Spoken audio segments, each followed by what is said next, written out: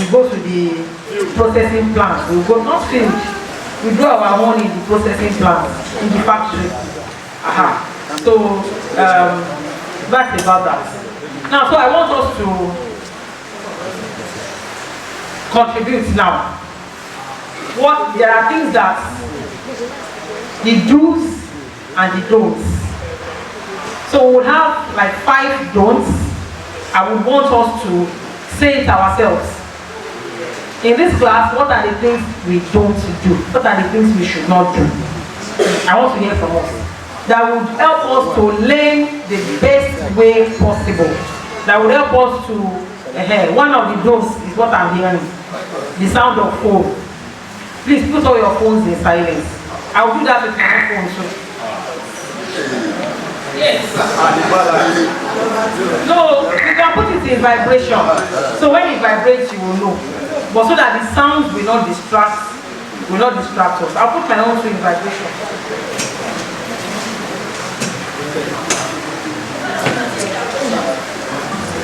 Yeah. Then I need a class monitor. Yes. I need somebody that will help us enforce some of these our do's and don'ts. Yes. We are in a class. And who is that? Wike, your hands up. Please put your hands together for him. Thank you very much. No, Mr. Wike, what you will do for us is very simple. When we agree on our don'ts, anybody that defaults, I shall about 200 naira.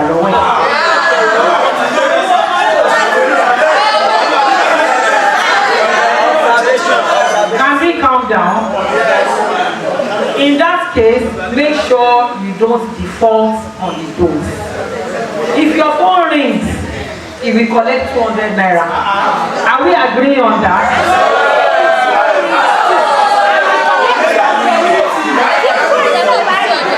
Can we calm down, please? Let's calm down. The purpose is to ensure that, hello ladies and gentlemen. The purpose is to ensure that we are all here. We are not distracted. I know we all have business, we all have things we are doing. Me too, I have business. So as I'm here, my mind is calculating 1 or 2. So, but if this training is worth doing at all, then it is worth doing well. The little time we have together, I want us to get the best out of it. Let it not be that we have just come to waste our time and we just go. So if you don't have 200 naira to pay, please ensure that your phone is on vibration. If your phone rings, I will collect 200 naira. Are we agreeing? Don't say no. What you should do is put your phone on vibration. That's number 1. Number 2. Somebody wants to tell me the things we need to do that will ensure that we are all not distracted. No side talking. Thank you very much. No side talks. Please. Sherry, if you are talking there, you are talking there, you are talking there, I'm talking here, we will not get the best out of this time. It's just about 3-4 hours we put it together that we are spending here. But if we are talking and talking, there will be a lot of distractions. So please, no side talks. You won't see, we are adults, we are not school children. If you want to talk, we take permission, then I will allow you to speak. Are we agreeing on that? Are we agreeing on that? Yes, thank you. One other thing? Any other thing we need to, sir? Okay, we'll keep to time. Thank you very much. Mr. Wike, you would help us to also act as a timekeeper. I have the tendency to go on and on because when I talk about something I know, something I'm passionate about, I can continue talking and so please you will keep me in check. When it is 5 minutes to 11, let me know. When we have to resume, let me know so that we'll keep to time and we will not fatigue will not set in. That's number 3. One more dose. Yes, ma'am. Questions should be asked after the class. Of course. of course, there will be time to ask questions. Yes, because if you don't ask questions, it does not show that we understand. It does not show any understanding. And we will also write tests. Yes. Listen. We are going to write tests. 2 tests. Yes. The test we are going to write, we will write one immediately after this first session. We will write the second test immediately after the second session. Yes. Me, I'm a lecturer. How will I gauge that you are following me or you are getting what I'm passing across? So please listen. See, if I can assure you it will be interesting. You will not be bored. I can assure you of that. So, but please ensure that you follow. So that because I'm going to submit your responses, your answer booklet, I'm going to submit. I'm going to grade it. I'm going to give you back. And we are going to agree together that we have understood what we are supposed to understand. Thank you. So, okay, so that's about that. And then as we go on, I know that sitting through a class of 1.5 hours, 2 hours can be tiring, boring.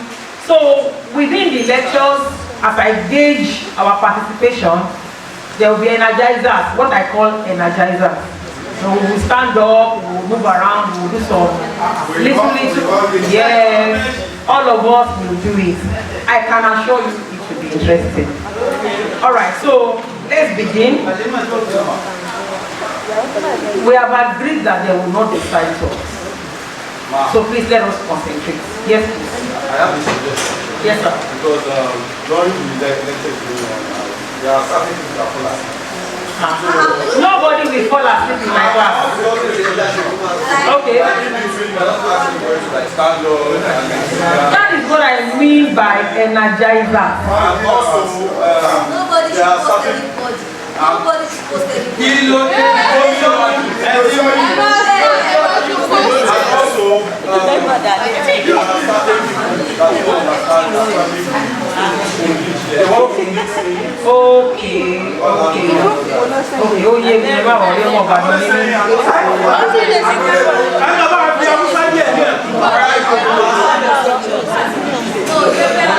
Thank you for your suggestion. I will take that into consideration. Ẹ má worry, ọmọ Ìbàdàn ni mí. All right, so let's proceed.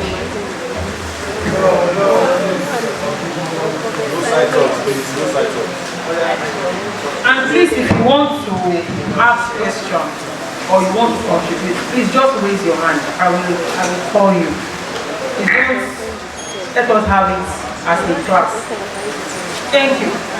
All right, so value addition, handling, storage, processing, and marketing of cereals and horticultural crops.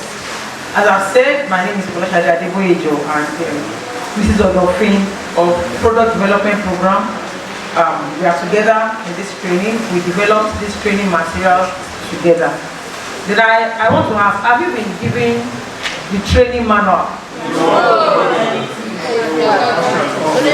Okay, so don't worry, maybe they are putting it together to combine it into one, because I have submitted the training manual for about 3 weeks ago or so, and I also assume that this presentation will be given to everybody after this training, so that at least after the class you can still follow up with what is learned. All right. So the objective of this training, what I mean by objective, at the end of this training, what are we supposed to know? At the end, I just waste time coming here. We must be able to understand what value addition, post-harvest handling, processing, storage, and marketing of cereals and horticultural crops are. Now let me just tell us this. After táwọn tó lọ sórí farm tí wọ́n ti gbé ìkọ̀kọ̀ tó fẹ́ gbé wọ́n ti fi fertilizer sí, wọ́n ti fi irrigation sí, wọ́n ti ṣe gbogbo nǹkan tó yẹ kán ṣe. They spend time planting, weeding. I'm sure you have done all of that. Yes. You have done everything. Now you have the crop, you have the maize. You have the maize harvested. If you don't add value to that maize or to that crop you have harvested, more than half of what is harvested will be lost. So you'll be losing money, losing time, losing effort, losing the fertilizer you have used, losing the seed you have used. All those inputs will be lost. So I tell you that value addition is the most important. Imagine that somebody has planted tomato. Wọ́n ti da improved seedling, wọ́n ti gbé sí nursery, wọ́n ti ṣe irrigation, wọ́n ti weed and transplanting, all of that, and then they harvested a basket of tomato. Let's say somebody harvested it in Kano, and then he's bringing it to Bodija market or Akinyele market to sell. And then the tomato spends maybe 4 days on the road, under the sun and in the rain, and then police will stop the truck and they will collect money and they waste hours there, and then they are coming, the tire busted on the way, you have to stay there and fix it for another 5 hours. At the end of the day, Akinyele market. By the time they bring out, let's say 10 baskets, out of those 10 baskets, 5 has already become a shark. Yeah? And then the 5 that is not a shark, somebody will come and say, kill him, 5,000, you got more than 2,000. Now imagine the effort that has gone into, and the time and the transport goes to waste. So I'm trying to show to us that value addition is the most important part of agriculture for me. And apart from the fact that it helps to prevent losses, that is also where the money is. That is where, what did I say? Where the money is? In the value addition. So not just processing, I will explain. Not just processing. Now imagine that somebody brings a balloon. I'm sharing this because this is what I do. I also have, apart from being a lecturer, I also have a company where I process, produce and market fruits. So I work with a balloon. I work with mango. Now, if I put 20 agbalumo pieces on the table, and I tell you come and buy it for 2,000 naira, will you buy it? Will you buy it? Now, I turn that agbalumo to juice. I turn that agbalumo to candy. I turn that agbalumo to jam. A bottle of my jam, one small bottle, I sell it 4,000 naira. The agbalumo that goes into that jam, that bottle, maybe just about 10 or 15 agbalumo goes into that bottle. And I sell it 4,000 naira. The candy is a small bag like this, I sell it 4,000. When I sell, now I export these products, I sell it out of the country. When it is to $10, I don't sell it 4,000. Equivalent of 9,000, 10,000, that's how much I sell it. And what goes into it is just about 20 pieces of value goes into that. So the person that will put 20 value on the table and say buy it for 2,000, you say like. And the person that will put jam on the table and say buy it for 4,000, and you gladly and ready to buy it. What's the difference? Adding value. Now if you buy, if somebody says you should come and buy, let me give another example. You want to buy, let's say tomato. The tomato is, how many of us know Akinyele markets? As you go to Akinyele, you know what the market is? Push up everywhere. When somebody puts a basket of tomato inside the push up, and they say 3,000. Another person puts it in crates. What is sharp? Although to be the same size, it's neat, they washed it, then the inside crates and then put it on the side. And they said this one is 15,000. You will see the difference. And see what they have just done is to wash and grade it. Wash and you don't want to if they say buy it 15,000, you won't buy it. But the one that they have just washing and putting it in instead of aquarium, it's inside crates. It sells better, it sells higher. So that is what value addition means. And that is what we'll be looking at as we proceed. So we want to understand there are some, apart from turning it into juice, jam, that one is high level processing. There are some preliminary processing operations that, you know, they are simple tasks, simple things that we can do to the harvest, immediately after harvest, that would earn more value than just the raw crop like that. So we want to understand what the preliminary processing operations are, raw material quality assessments, and the processing itself. Then the major unit operations in processing, we want to look at hygiene, quality, safety, and then we want to identify marketable products that we can derive majorly from cereal crops and where the income opportunities are. My brother, don't sleep. Don't sleep. It's too early to be sleeping. If you are feeling sleepy, please just stand up by yourself.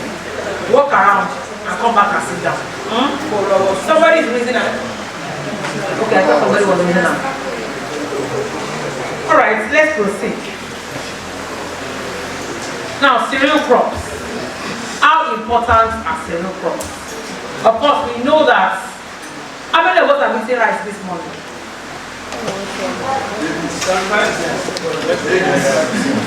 If not this morning, maybe yesterday. Alright. If we will respond, I know that almost, if not rice, maybe ogi, maybe eko. Yes, maybe kunu, maybe, you know, things like that. Maybe cornflakes, maybe golden morn, ogi, yeah. So cereals are staples. What I mean by staples, food we consume every day, every time in Nigeria. Not just Nigeria, in many tropical countries, and they meet massive domestic demand. You know, if the price of rice goes up today, everybody will start shouting. So the local government is not. One on top is what we Agbado fufu, agbado power. But have you seen agbado poku? The mixed ones. All these are. Acha is one down in the middle. It's very fine down in the middle. Okay, so there are different breeding options that have been done to ensure that like Batawa grow up, Agbado Fufu Nikolamo. But only improvements in breeding, in agricultural practices, they have been able to fortify the crop to produce yellow maize. Yellow maize nearly more nutrients, more micronutrients than the white one. Now we also have different ones, but they had other things more to make it better. Just the same way that any sweet potato, any white potato, any yellow one, this is any orange flesh sweet potato. So from pushing what they had beta carotene. Beta carotene works for the eyes, works for the sight. So those are improvements for the shape NIPA agricultural practices. Okay. Now, introduction to value addition. Now, I've talked about this. Value addition is the conversion of raw crops into improved products. I said here, simple cleaning, simple washing, the act of cleaning, and the grading àwọn tó kékeré ẹ̀tọ́ pọ̀, àwọn tó tóbi tí sáìsì wọn nígbà kan náà ẹ̀tọ́ pọ̀. It can command more value. You can sell it for more than just the way it is. So the farmer practice agriculture. Look at all the farmers you can see that all they do is just planting and harvesting. They are usually poor. Farmers are usually poor. They are poor people. But go and look at the transporters. Àwọn middlemen. Àwọn tó ń aláròpọ̀. Thank you. Go and look at them. Go and look at those that resell. That will just the same tomato never like again. Never wash up price. There is no line on. There is never. The price times 5. The same tomato. But simple value addition. Just add some value to it. Clean it, package it. The same water, don't so see no nylon for water. Now it's the same nylon, but because they are sealing the nylon. The same water in bottle, pure water tamara ni 50 naira. I mean not fancy. Maybe 50 naira. Bottle water is 200 naira. How many pure water will enter inside bottle water? And it is the same water. In fact, by processing, pure water is better processed than bottled water. Yes. For water that will go inside pure water, I have to go through our stages. Bottled water, I can buy new bottles and enter my kitchen, in the rock, in the sea. Yes. My name is Tapa Proxy. But pure water, you cannot do it in your kitchen. You must have the machine. But because bottled water looks more valuable, more aesthetic than pure water, some people want low bottled water, just environment and pure water. No, bottled water. So value is what makes the difference, and value commands more money. So at the back of your mind, when you are thinking of going into this kind of business, what you do in your mind is, what is the value to a command? Don't put your effort in iṣẹ́ ńlá wo kékeré. Look at those areas where you can have just a bit of value, and then you see that it will be iṣẹ́ kékeré owó ńlá. I'm sure that is what all of us are looking for. Abi? Alright, so what does value addition? What does it do? It helps to extend the shelf life and improves quality. Does anybody understand what shelf life means? Who can tell me? See my box, I've been facing the other side. Shelf life. Who can tell me? What do you understand about shelf life? I want somebody from here to answer. Lifespan of the product in terms of.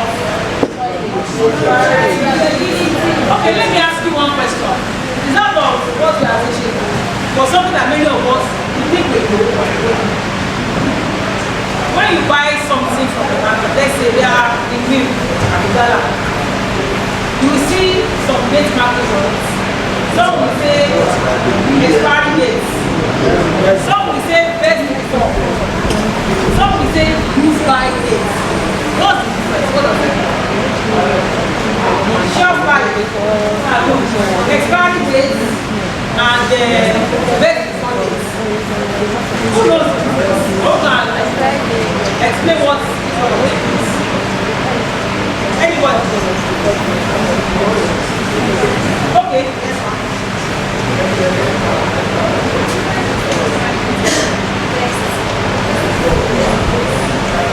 You see, at times you see PG, you see PB, and you see EXP. So you don't mean? PB, that's production. PG is production. Yes. Then BB. PB, that's best before. Yes. Then EXP, that's expiring. Okay. That's expiring date. That's expiring date. When you use that product, at that state, the product, there will be difference in the taste. It can cause damage to our health. But if it is that best thing for it, if it is that one, you can still use it after. That thing there, best thing will still have 6 months. If you can still use that the taste will be different, right? It will be different from before that taste. But when you use it after that taste,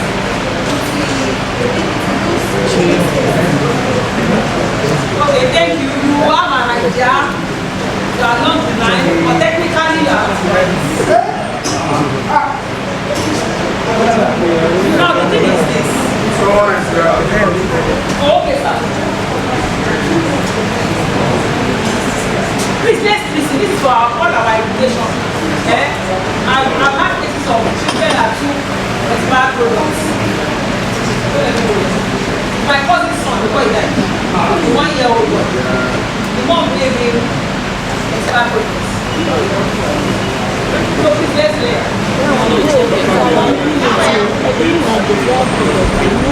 Please let's listen. You have said no side talks.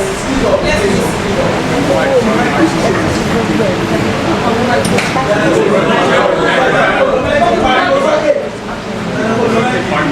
Please can we have a mic?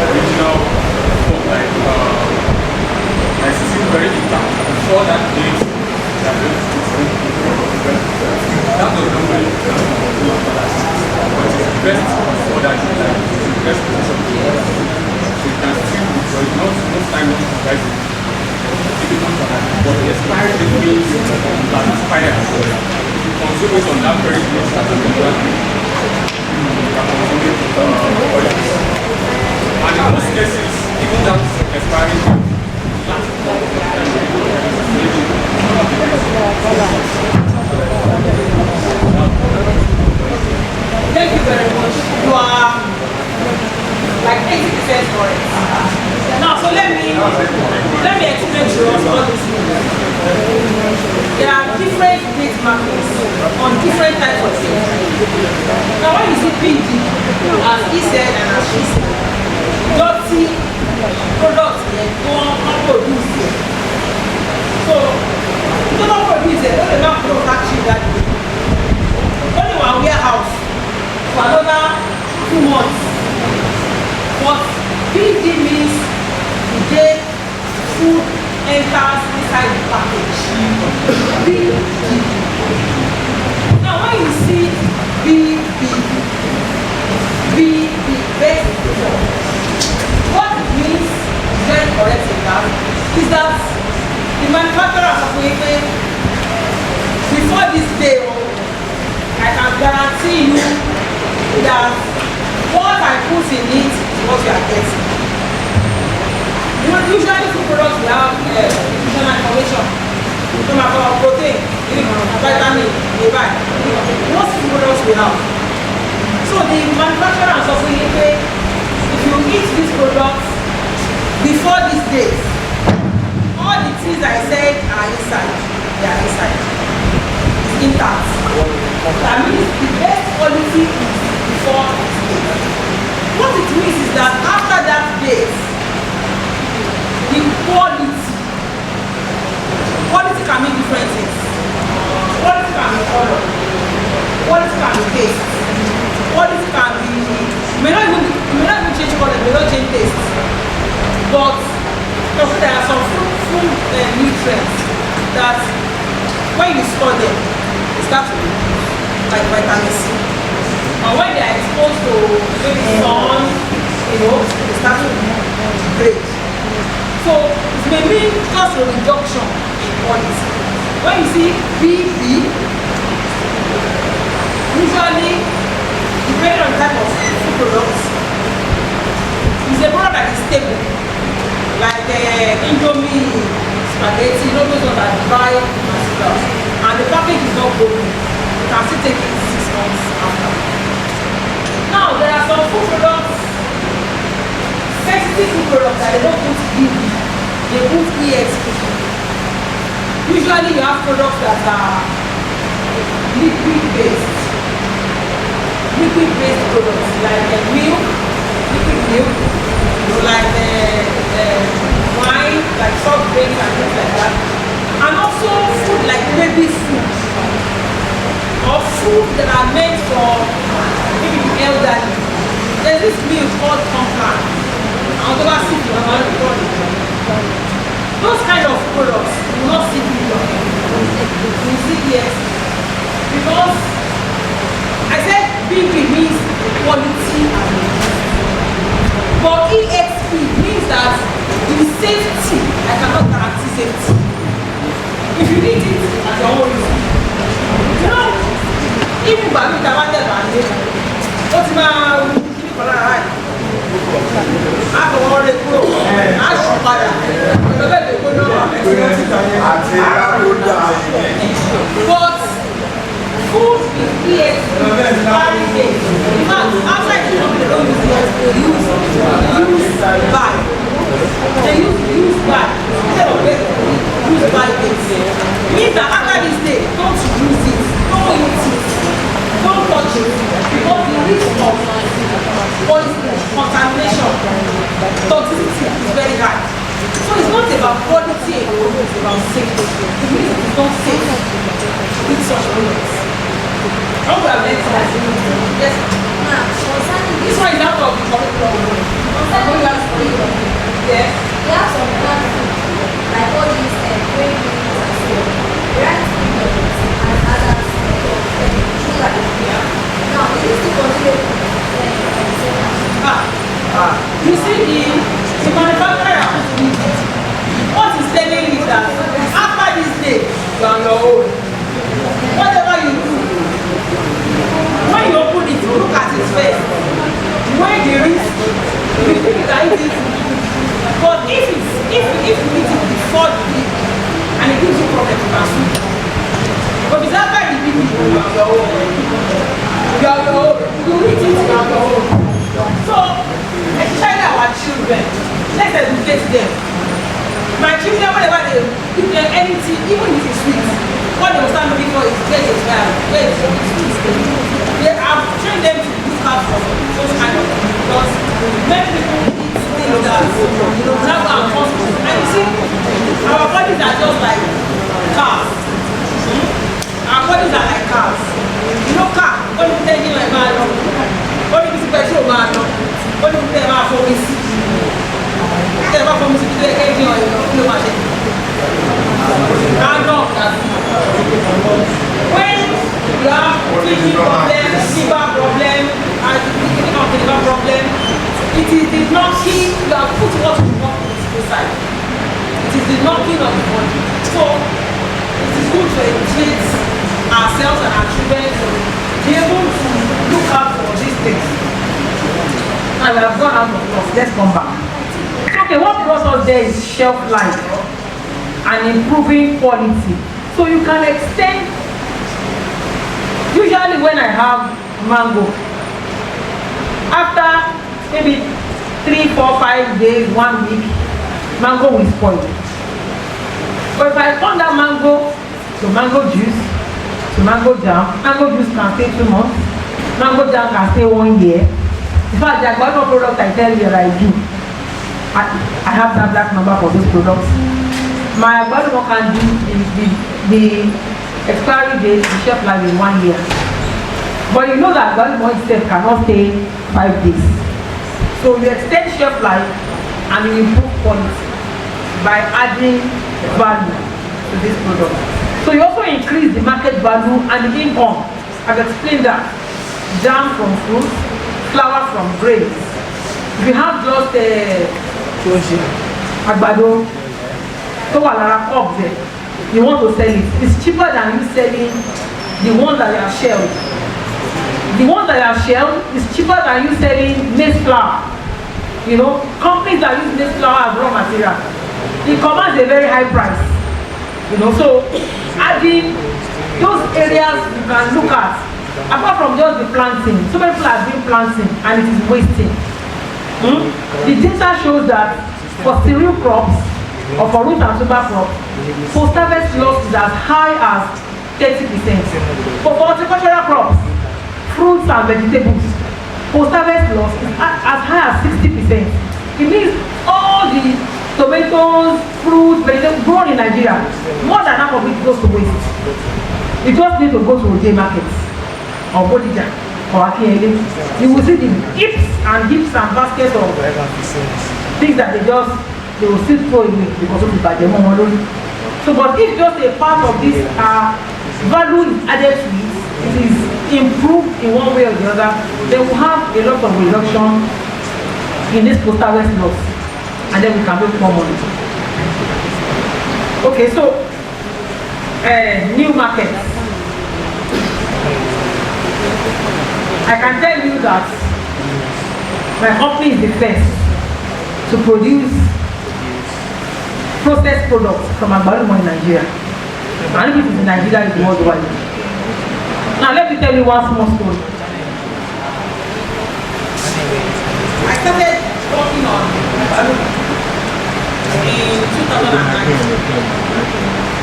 And what brought me into agbalumo, my daughter likes to be born, my best child. She's in 200 pounds. When she was small, she likes to be born, talk about the church. When I was in church, the night they took my lady in church. I'm talking about the house I did. So the one became a problem, and I banned her from teaching church. So I had to go and man. So she now discovered that I know when you cheer balloon, so when I'm complaining like, you know it's not involved, it's a balloon or it's a balloon. So I said, okay, thank you. So she now said, it's a balloon or it's a balloon. Okay. So I left her that balloon, and that's the safer option and healthier option. So there was now one day in that 2009, I was driving through Ode market by balloon one. So I saw on that one sọ̀kalẹ̀ ó jẹ́ kí n bá àwọn tó jẹ́ ṣùgbọ́n mi ní bára àgbálùmọ̀ lọlé. So wọ́n bí wọ́n ní ilé gbàgbé láíláí èlò lágbàlùmọ̀ ó tó bí 20 tó kó jọba máa sọ pé 20 naira 2009 it's not 200 20 naira. Wọ́n ní ó ṣe wá cheap báyìí àwọn ẹ̀rọ wá ní ọkọ mi múlẹ̀ wọ́n rí àwọn apẹ̀rẹ̀ àgbálùmọ̀ tó ti bàjẹ́. That day I took the picture of that. Picture yẹn wà lọ́fíìsì and I printed it in my office. So she now said kí n wọlé pé káwọn ti ẹ̀rọ àwọn tó máa fi ṣe nǹkan bóyá bí juice bọ́ ṣe ń lo ọsàn pé bọ́ọ̀ ṣe wà àwọn tó máa sanwó dànù. That thing that woman said is just like a light bulb in my head. Like this is what I studied, this is what I'm doing, this is the job I'm doing. You're supposed to be able to find solution to this problem. So that day,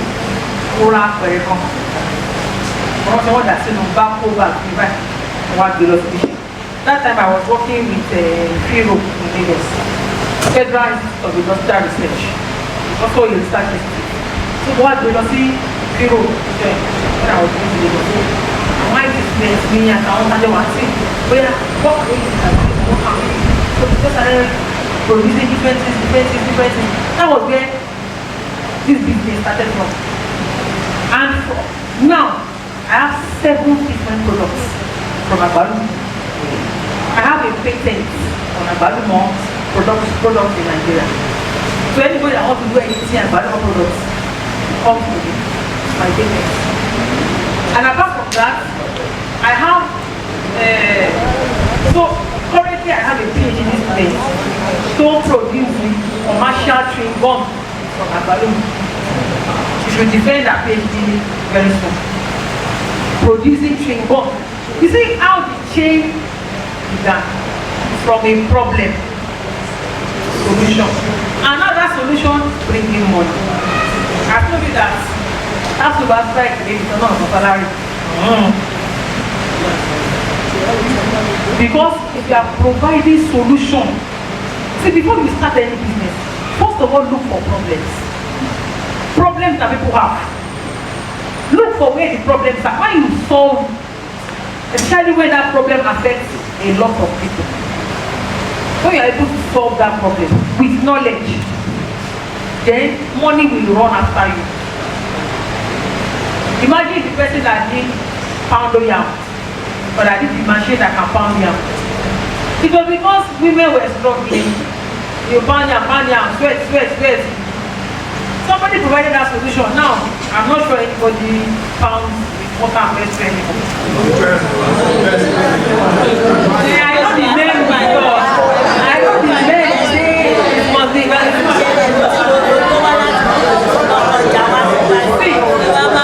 for me, if my husband wants to eat, so why is this problem?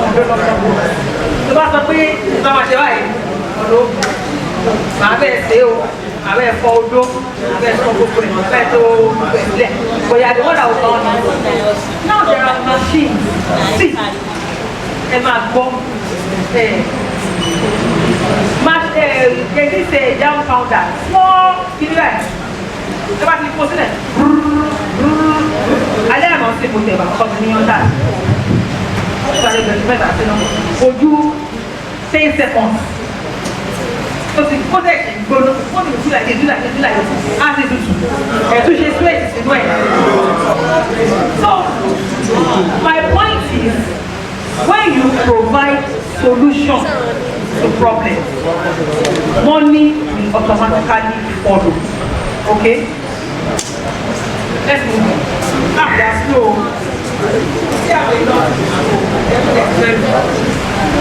Okay, so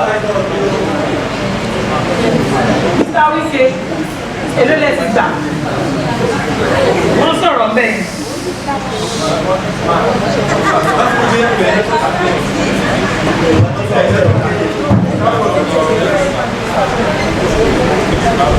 Please, let's be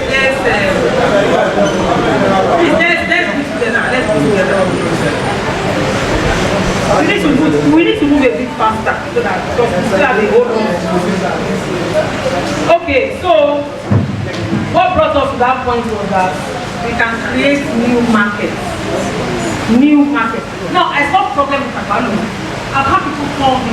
Recently, somebody called me from outside the country. I've seen you are buying more products. Can you do mango the way you have done Akalu? Can I be your distributor? Can I also share one before I proceed? See that my recently around July, I took those products for one exhibition like that. That exhibition was at International Conference Center, B1. So I took my products there. But when I saw that in Facebook, I didn't know anybody there. Just saw it on Facebook. So I'm like, let me try this product. I know my products. I know people usually when they see the product, they are like interested. But when I looked at the price, I'm 70,000. Come and do exhibition. No, check the profit to the back. No, the profit. People want to make the 70,000 as profit. But I told myself, visibility. Not people will know the product. So I paid that money. I went for that exhibition. Fortunately, at that exhibition, the state governor was there. At that event. And fortunately, my stand was by the door. As he was coming in, he just came to my stand. What is this? What is this? As he was standing and holding my product, I was getting a picture. I decided he was asking me questions, I was answering. So after that, he bought some of my products. The things he bought about 66,000. They paid me cash and they left. So I took those pictures and videos and carried it to LinkedIn. How many of us are on LinkedIn? LinkedIn, Facebook. See, if it's a daily, we can't afford to be local champions. Business is no longer in the shop or in the factory. Business, whatever you are doing, even if it is the rules you are saying, business is no longer who you know. or where you are or your environment. Whatever you are selling, carry it online. That is where the market is. What you will sell in your shop, you can sell times 20 in one day online. So please, whatever you are doing, package it. Let it be visible. Let it, and we put it online. People all over the world can see what you are doing, and it's practically free. Data that free go TikTok, not as a man actually LinkedIn.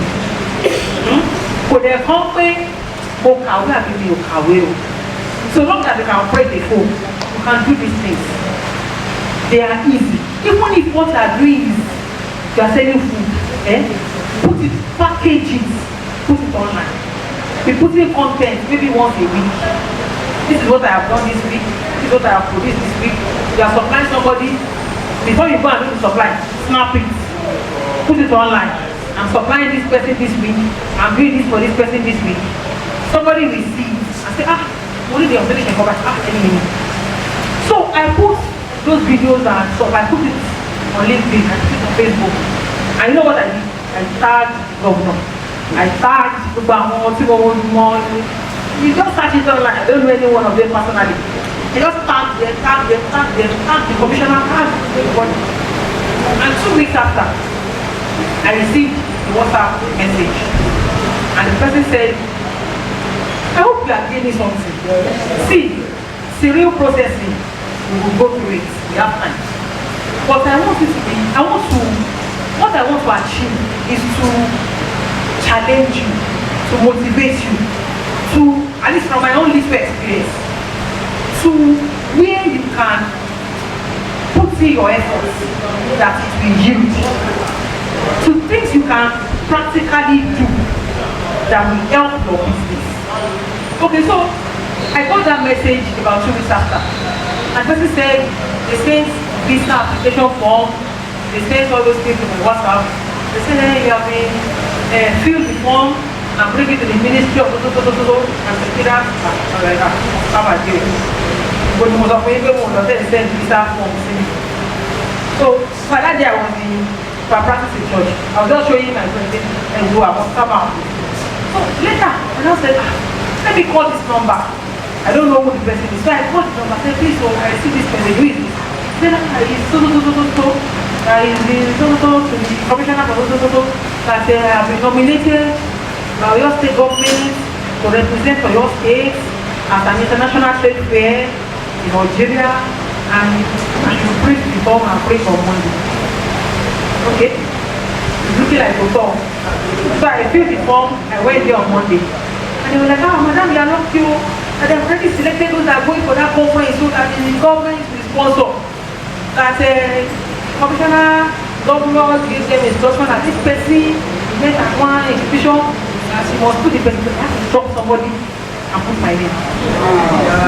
So in September, I filled the form, and between September 4 and September 12, I was in Algeria. I went with 3 commissioners and essays, the governor, and about 10 of us. What did I carry to Algeria? When we were going, I can tell you for free that all the money that Oyo State government spent on me for that trip, I'm not exaggerating, it's about 20 million. When I was going, they even made mistake. All the others, even the commissioners, flew by economic class. Only me, I flew business class. So, what I'm saying is, the only book says, gift of a man will make room for him. And see, that little thing you know how to do, put in your everything inside it. Do it the best way possible. Package it, dada. Don't go like, yes, don't go be like, package it down. Do it properly and make yourself, put yourself out there. Let people know you for what you are doing. Now, when I went to Algeria to that international trade fair, I took pictures with the commissioner for this, with the commissioner for that, this, that.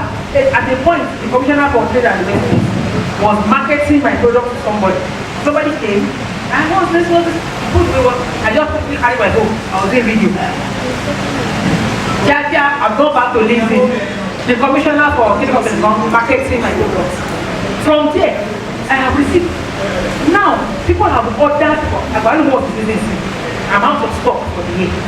But people have ordered what I will sell to December next year. From, thank you. I'm not saying this to show that I'm something, but I'm just showing you that whatever you are doing, put passion. Then let the world know. See, today in Nigeria, if they talk about value more products, they will mention my name. I'll tell you that. So, new market, from whatever it is you are doing, and develop. See, it's not about God. I believe in God. And I depend on God. But you see, you will not even hustle. At times we hustle without knowledge. And it now becomes big effort, small reward. I'm giving you the keys that can make you put in little effort and it will give you bigger reward.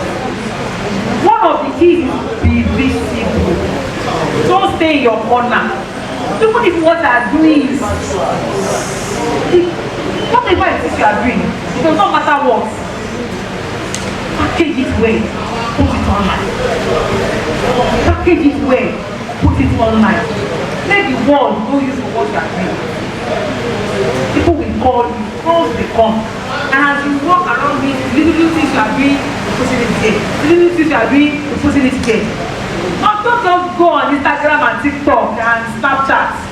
The data you will use for TikTok is still what you will use to make money. God will help us. Let's move on. Okay, so now we are getting into it. Preliminary processing operations. Now, we have harvested our cereal crops. We have the freshly harvested corn, the freshly harvested sorghum, freshly harvested millets. Now we have the raw material. We have our products. What do we do with it? What are the small things that needed to be done to ensure that that crop can stay for longer or to prepare it for processing? So, preliminary processing operations are the initial steps or the handling immediately after harvest that are used to prepare your grains for storage or for further processing into edible products. There are so many of them. Now, for the sake of my test, take note. I'm giving you a now already. Take note of these processing operations for my test. So the aim of, I call it PPO. The aim or the reason why we do PPO is to improve cleanliness, to improve quality, to improve safety. And how do we do it? Cleaning, sorting, removing inedible portion, or to modify the grain's physical property. Now let me just give you one more example from here. My elder sister, my middle elder sister, you know what she does? On the nota. She's a graduate, so she read accounting from OA. But now, on the nota. Báwo ló ṣe ta on the nota? A lọ sí kílà, káràkárì, lákòlàkòlàkòlà. Àwọn Haúsá tó ń ta ẹ̀wà, tó ń ta gbọ̀ngàn. Àwọn bí wọ́n ṣe pé wọ́n ti ń gbé bọ̀ straight láti north pẹ̀lú ti máa lọ. Ibi tó ti ń gbé bọ̀ yẹn, ọ̀ká àwọn tó bá rà dá stage, ó máa ní èlọ́tọ̀ ta ṣáà àwọn ọ̀dọ̀ sí ẹ̀wà gbọ̀ngàn yẹn. She buys it from there. And then what she will do? Wọ́n ti gbé lélẹ̀ tó ti láwọn èèyàn tó máa bá a. Ó lè ra ẹ̀wà àpò mẹ́wàá. Àwọn èèyàn tó máa ń ṣàyẹ̀ ọjọ́ kan péré ní àpò wọn máa pọ̀ wá jókòó sí. Wọ́n á ṣàdúgbò ẹ̀ tó máa mí. gbogbo ẹ̀wà yẹn fún àwọn ẹ̀wà mi máa ní dúdúdúdú ó máa láwọn ẹ̀wà tó ti gé tó ti fọ́ àbí ìbẹ̀rẹ̀ pé ìdọ̀tí ẹ̀wà gbogbo ẹ̀ pátá náà máa ṣà. So it will just be clean whole base. What you now do is now bag packaging like only 5 kg, only 10 kg, only 1 kg. And package our fine packaging clear. And pack you have to label. Àwọn ará àjà Lekki, Banana Island, even àwọn ará abroad, ló ta látọ̀rọ̀ àtàrí ìjẹ̀ alùpùpù àwọn tó ń ṣe gẹ́gẹ́gẹ́gẹ́gẹ́gẹ́ àtọ̀ ọ̀dà àkọ́mẹ́wàá àkọ́jísà package ẹ̀ neatly label. And the price she's selling her own is not what they are selling in Bodija market. She's making serious money, like serious money from that business. So cleaning, sorting, removing inedible portion. She's in agribusiness, so but she's not planting anything. So you see the area where she's sitting and making her money. And most times it is not she herself but I agree major work. I'm not able to coordinate, details and data and people and market your products. Okay, so limited processing operation will reduce spoilage and contamination and it makes it convenient. You can produce convenient products. Now, somebody that does not want to share one, maybe they want to share one, they don't buy it. If I don't use glasses, I can't see. So I would rather just pay a little more and buy that. And there are so many people like that. I don't have time to manage. So just pay a little more. And so that a little more here, a little more here. So this is making money. So convenience and accessibility. So now we go to preliminary processing operation. The first one is threshing. Now I have put together this PPO as it affects cereals processing. So the first one is threshing. Now you see that man up there. That's the way usually from the north where they do guinea corn, millets. So the separation of the grain from the rest of the plants, the chaff, the straw. Where gbado, separation from the bark and the cobs. So that is threshing, separating the grain from the rest of the plants. And you also have winnowing or air aspiration. Normally I'm at the water. I then want to clear lighter materials out of it. So using a stream of air, either naturally or by fan, separate lighter particles or chaff or dust from the heavier grades. Now there are machines that do these things now. Okay, there are machines that have been developed to do this thing. If all you are doing is just save money, buy one machine like this, and then collect the raw. Farmers go through a lot. Look at that man. Now how much energy we use before you can get one sack of guinea corn. It's really like that. And I tell you that is still the way these things are done, especially at the primary production area. So we can just get one small machine that can do these things easily, and then collect the token, help them thresh it, let them winnow it, then back. Save them time, save them effort, and they pay for your own service. So, okay, so other types of PPOs, cleaning and sorting, or sieving and screening. So this is the removing foreign materials like soil, stones, twigs, metal pieces. Sorting and grading is based on physical characteristics like size, shape, color. You know our rice. There's long grain rice, there's short grain rice, there's medium rice. That is based on size, based on shape, based on length. There are machines that can sort, they even be the same type of rice, but the smaller grains are sorted, the bigger ones are sorted. Okay? So there are machines that do this. So the first machine there is a machine that uses magnets.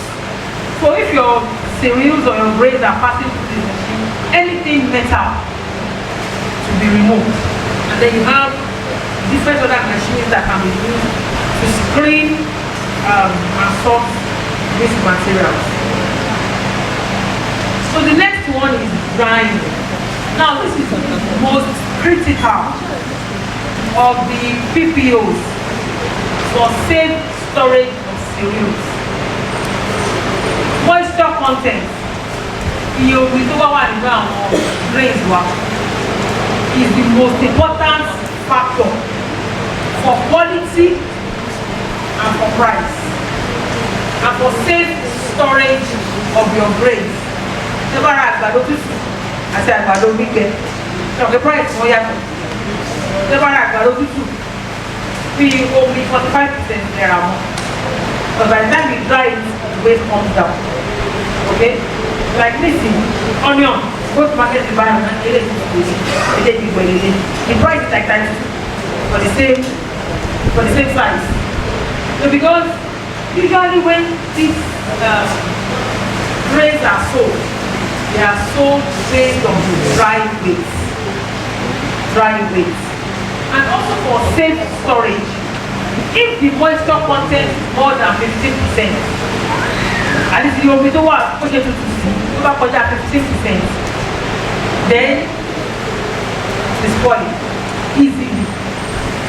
So drying is very essential as a preliminary processing operation for grain storage. That's it.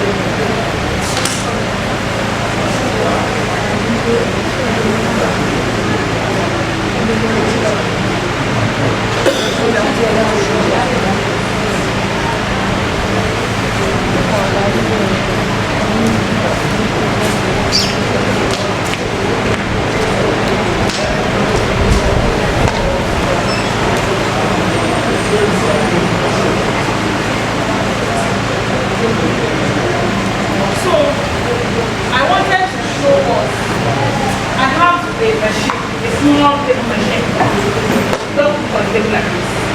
I can tell us the moisture content of anything under 2-3 minutes. So I brought it along, master to help me from the camp. So we'll see how to use it, and if any of us is thinking of going into grain drying business, that machine will be very useful. Yes, sir. Let's progress. When we see when I tell you the price, now you'll be like, ah! But when you see what you can do, I'm sure your mind will start telling you, I can use this for this, I can use this for this. You start seeing the opportunities, and then it no longer be a problem. The price no longer scare you by mentioning. But let's see that. Let's do this. Yes, sir.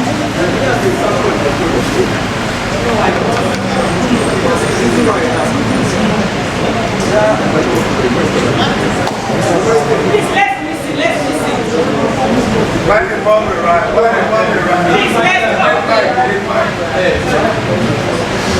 Please, let's concentrate. So after his question, we'll do one and another. Because as I was looking at the scale, very glowing. My question is, Please, let's listen to it. Thank you. I don't know what product you're talking about. Nobody takes them in. Maybe that's why you're saying so. That's why I asked. You have the product here so that you can also I don't like agbalumo. My product, I don't eat it. I don't like agbalumo for anything. I don't like it. I want to like mango. I told you how that business came about. Because of my daughter. And the business name is Dade. The name of that business is Dade. I don't think about it. I don't like it. But you see, the thing is, the research I have done, at least in the last 16 years, over those products, I can tell you that there are so many of our indigenous products now commonize, and that they are, apart from the fact that they have nutrients, they are also very, very, they are also very, very important in disease prevention and health promotion. Why is my this one?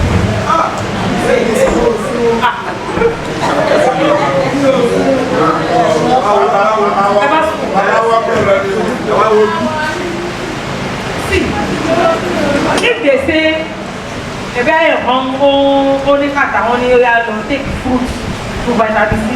Fruit will let come and take. Also, Abi, now Agbalumo has 6 times the vitamin C in orange. So that is, I'm not just telling you things. Research that has been done, this is that I have done. Apart from that, Agbalumo has this component called antioxidants that help to detoxify the body, helps to prevent, I don't want to sound so technical, but the things that cause cancer, things that, so let me round up this. The things that cause cancer, Agbalumo has the component that prevents it from growing in the body. See, when we are talking of fruits, many of us when we say Agbalumo and we say apple, which one will you take? I can tell you that Agbalumo has superior quality than apple. Apple is like a food snack that tiny food.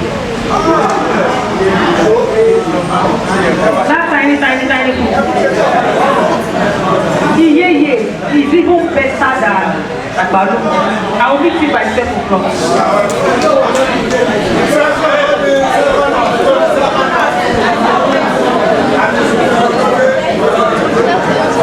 Okay, so please, do you have any questions on what we have talked about so far?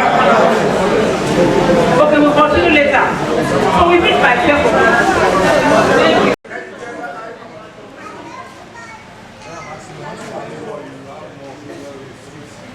Okay, let's see, because we have not really gone back. We have been telling personal stories. So let's focus on what have been happening. So let's focus on what has happened.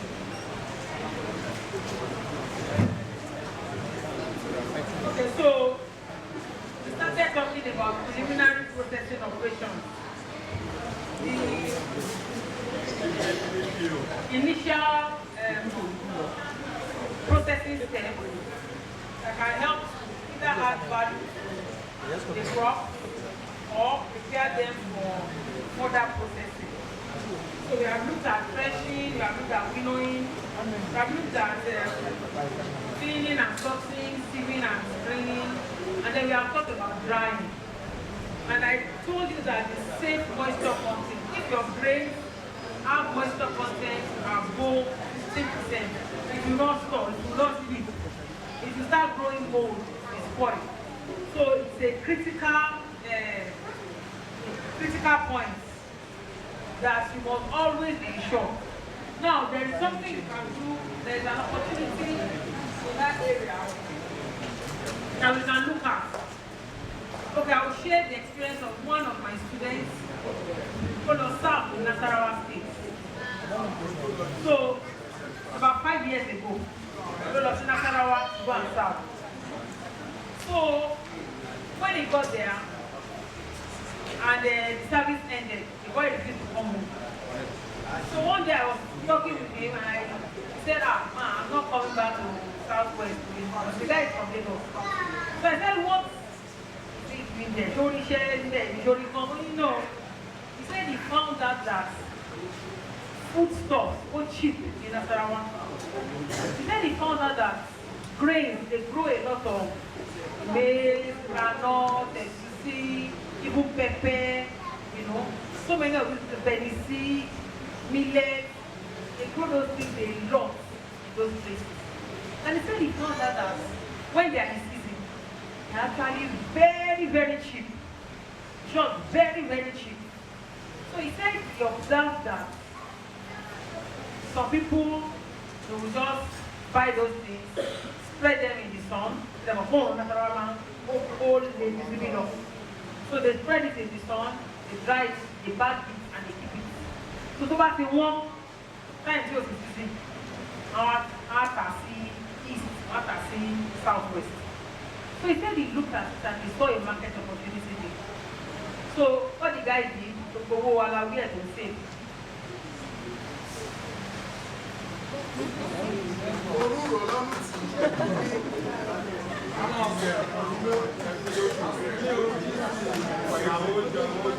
Oh yeah, everybody, let's get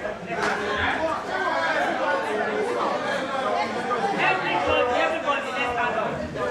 Everybody. Everybody, please, everybody.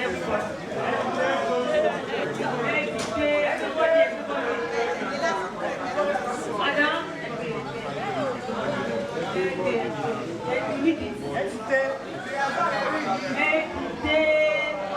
see, I'm a lecturer. We want to know about the book. We want to do something.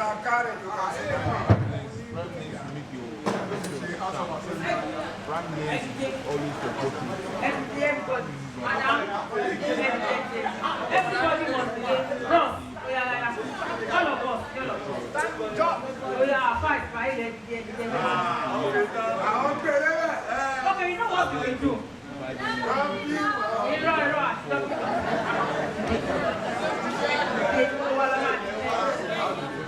You know what we will do? How many people know this song? I will make you pictures of men, pictures of men, pictures of men. I will make you pictures of men, if you follow me. Now, the motivation is very simple, but it's good exercise. Never worry. Àwọn ọ̀rọ̀ kan wà bẹ̀bẹ̀ pé F ló bẹ̀rẹ̀. Àwọn kan wà M ló bẹ̀rẹ̀. I will make M ló bẹ̀rẹ̀. Fisher F ló bẹ̀rẹ̀. Men M ló bẹ̀rẹ̀. So what am I saying? Ẹgbẹ́ instruction o. What am I saying? Tá a bá ti kọrin yẹn. Àwa tá a bá jẹ́ ọkùnrin M. Àwa tá a bá jẹ́ obìnrin F. Elísì jẹ́ fún mi o. Tá a bá ti kọrin yẹn. Èmi tí mo jẹ́ obìnrin. Tá a bá ti pé F. Màá dúró. Àmì fi mi màá dúró. Tá a bá any other word sit down. Àwọn tó bá ti jẹ́ ọkùnrin. Tá a bá ti pé any word ṣe pé M ló bẹ̀rẹ̀. A máa dúró. Any other word sit down. Let me show you an example. Obìnrin ni mí sí o.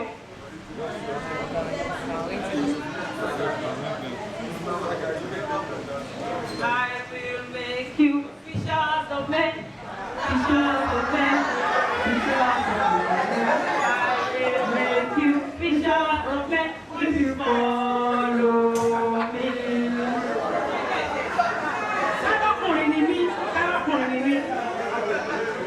I will make you fishers of men, fishers of men, fishers of men. I will make you fishers of men if you follow.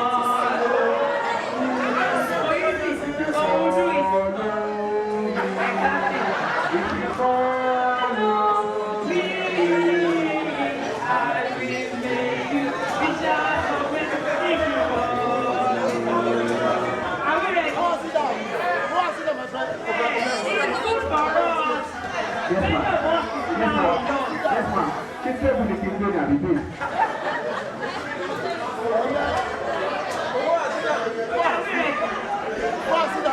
Are we ready? I'm over here on transgender power. If you see a man that stands up to say F word, he will suspect you. Are we ready?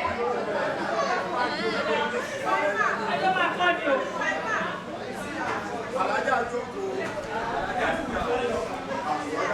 Yes, for men, any word with M, stand up. For women, any word with M, stand up.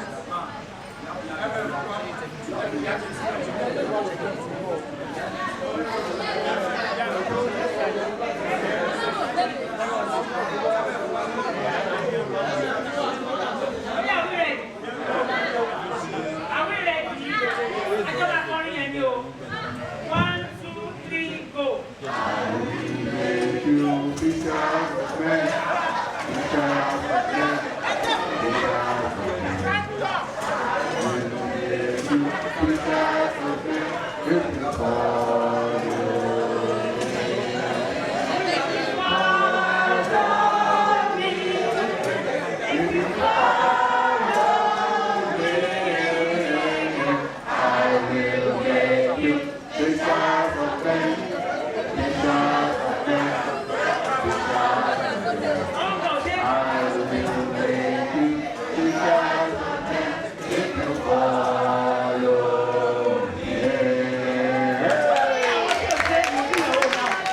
In roundabout words.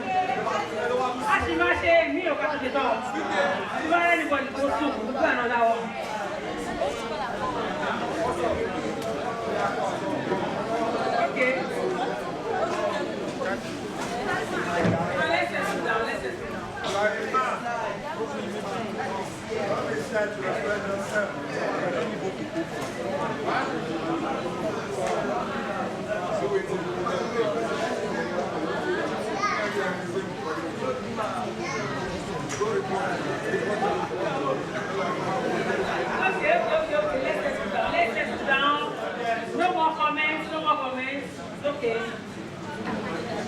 So, drying is very physical. The moisture content within 10 to 15%. You see, I'm repeating this moisture content for the sake of my test. This is to prevent spoilage by microorganisms and insects. You can either dry by sun or use dehydrator. Okay, so I was saying that this is my test. He now saved his money, he bought a dehydrator, a drying machine.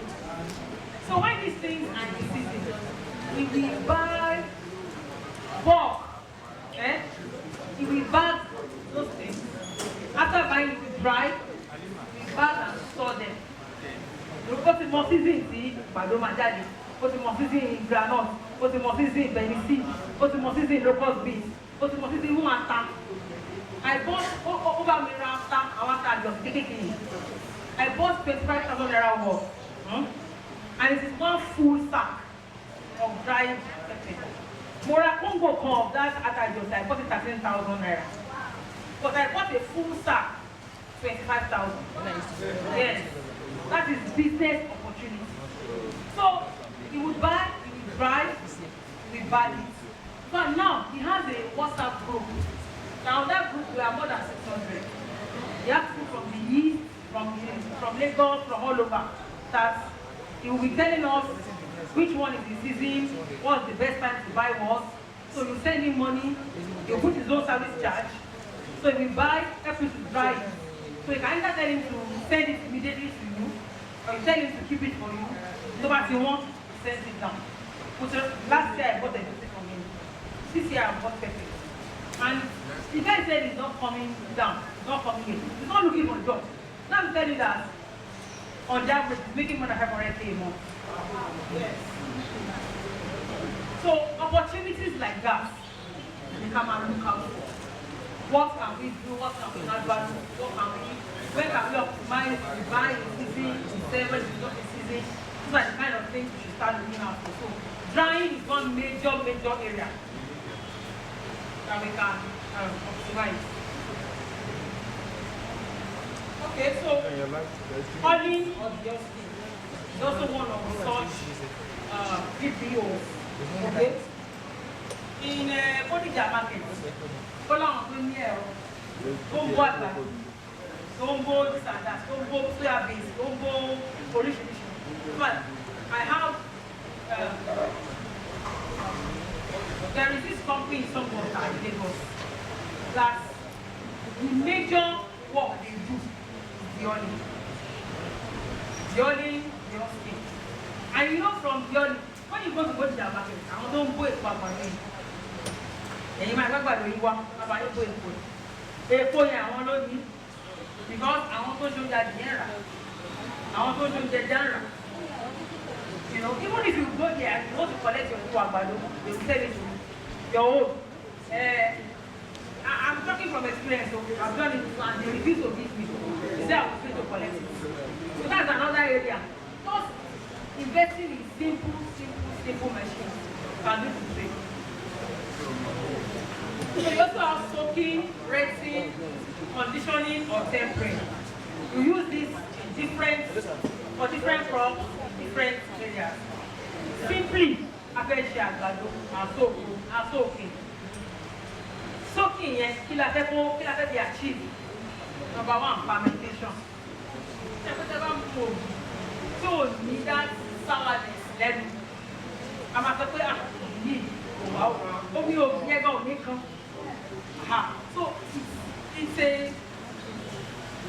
a processing operation where you allow beneficial microorganisms to grow that food product. And this is done for several reasons. You may do it as fermentation step. You may do it to improve the nutrient quality in the food. Now, rice parboiling is a type of conditioning or tempering.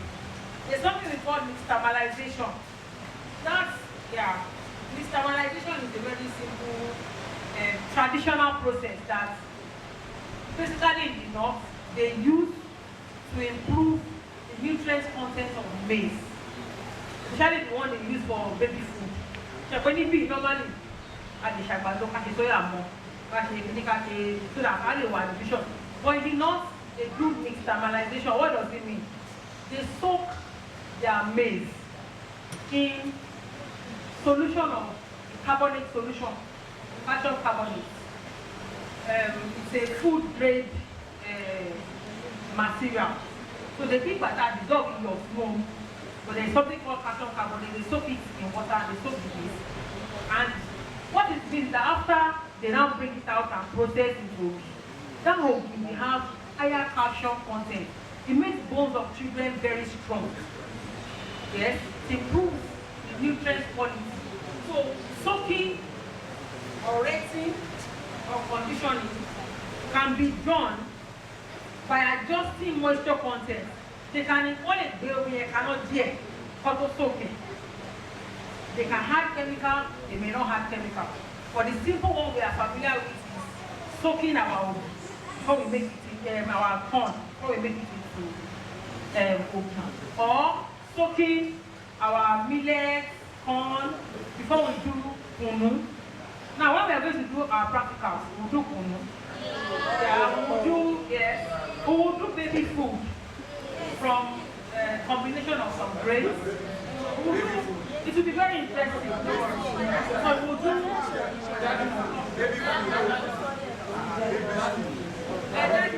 that is all they get. Alright, so that's it. So even in business, going against our ground. If you want to speak, please raise your hand. I will call you to speak. Don't let go.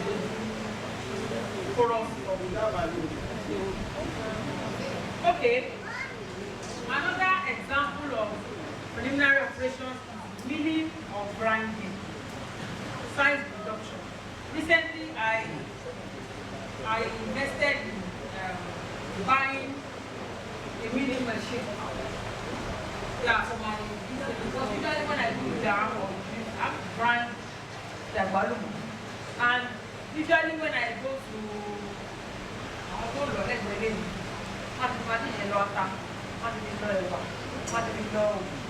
and then when they now grind my balloon, at times we start to prepare pieces in it. At times, you see that even the gum from the balloon spoil their machine.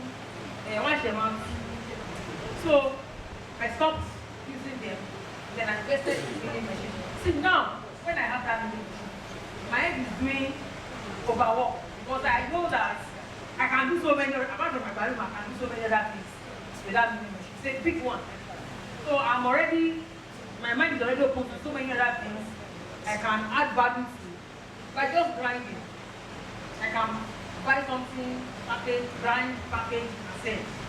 Okay, so size reduction can reduce your cereals into flours, into grills, bricks or mills. So there are different types of milling machine. You have plate machine, you have hammer mill, plate mill, roller mill, different ones. So all you want to do is to separate the starchy endosperm from the other part of the seed of the cereal grain. Traditionally, instead of using milling machine, we use pounding. So either with water and pestle or with the other tank. I'm not sure anybody does that anymore. But it's a traditional method of size reduction using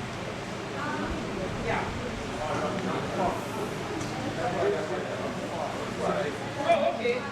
Oh, there is no need to write. I'm sure you're taking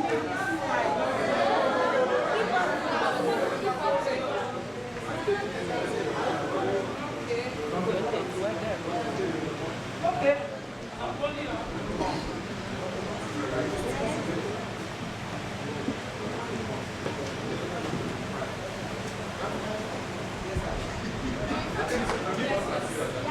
Yes, now.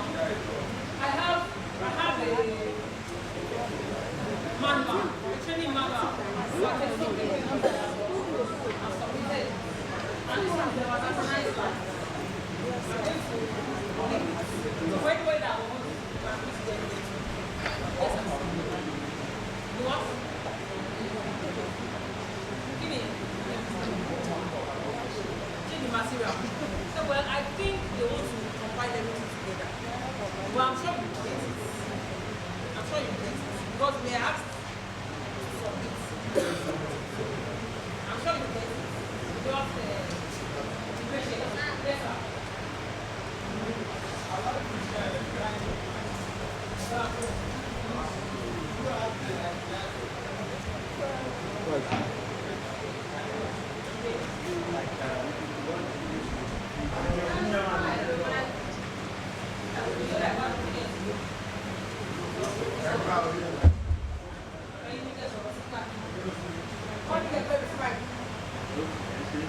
About this you want to evaluate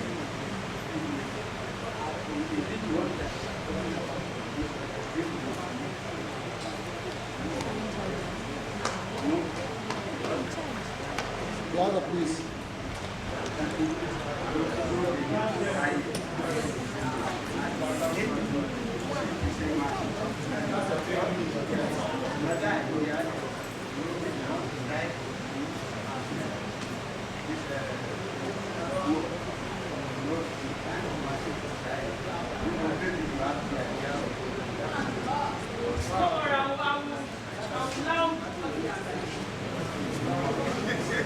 Alright, so what he's saying is that, his question is that, or he wants clarification on the types, different types of milling machines.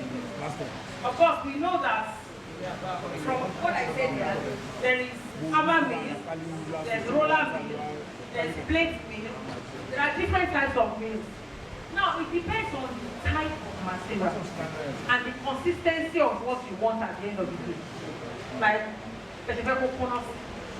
So, by the way, on the yes, at the end of the day, by the flower form, there's medium. What you want to dry is already in powdery or flower form.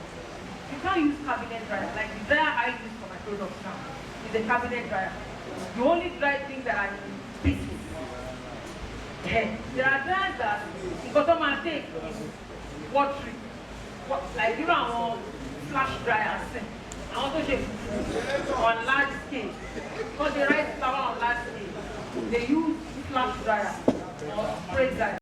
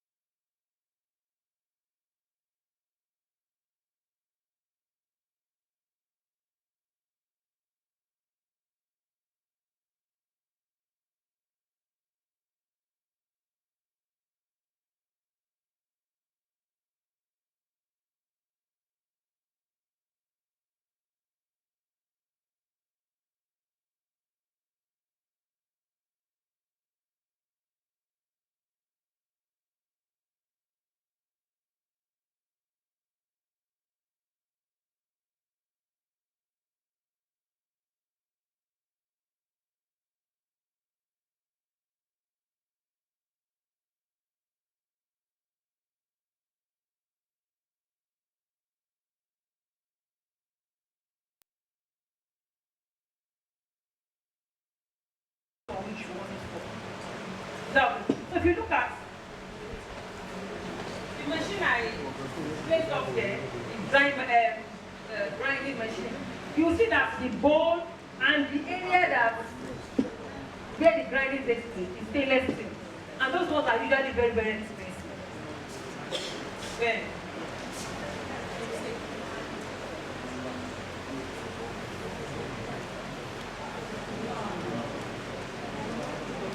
okay, so Mama.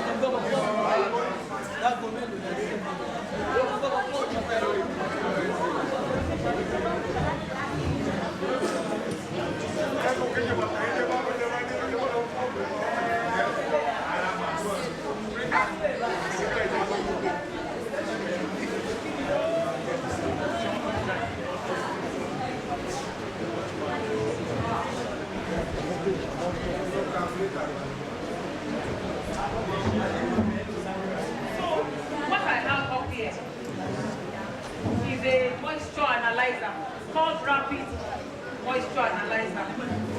The machine that you can use to check for moisture content. I told you, moisture content is the most important parameter for grain storage.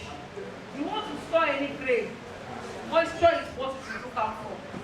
So, and usually, when you want to do moisture analysis, you want to check how much water is inside this thing. The usual way it is done is that you put it in the oven dryer, and it takes 16 to 24 hours before you get your result. But this one will give us that same result in 5 minutes or less. So, if all you have is this one, and you carry it to where they are buying and selling grains, the main markets where cereals are being bought and sold, and you tell them that this one will check moisture content, so that people will know how much water they are buying and how much grain they are buying. Because at times you buy wet cereals, at the end of the day, you are buying what you have bought is 60% cereal, 40% water. So you can take your full money from this. Anything that requires moisture analysis. Now,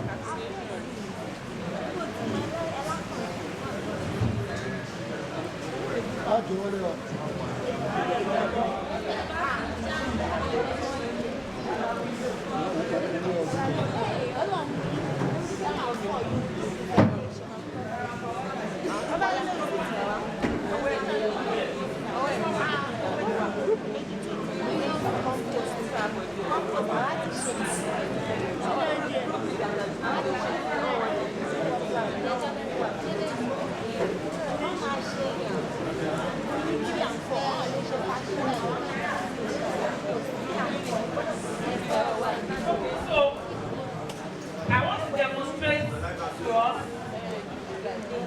This madam gave me rice, cooked rice. Yes. So, we want to know how much water and how much rice, how much dry matter in this rice. So, I'll just do.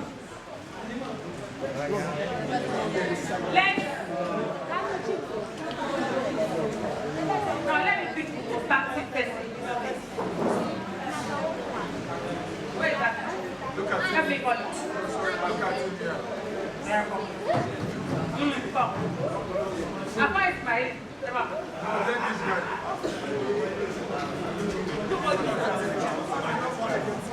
Yeah. Only dance.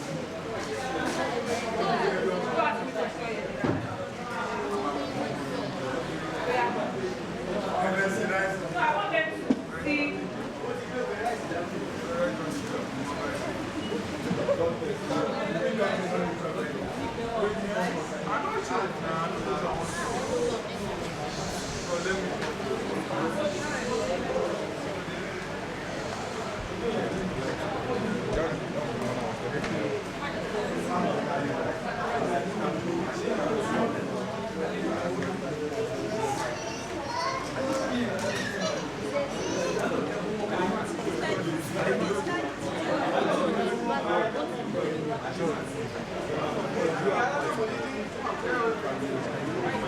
I was a child. No problem.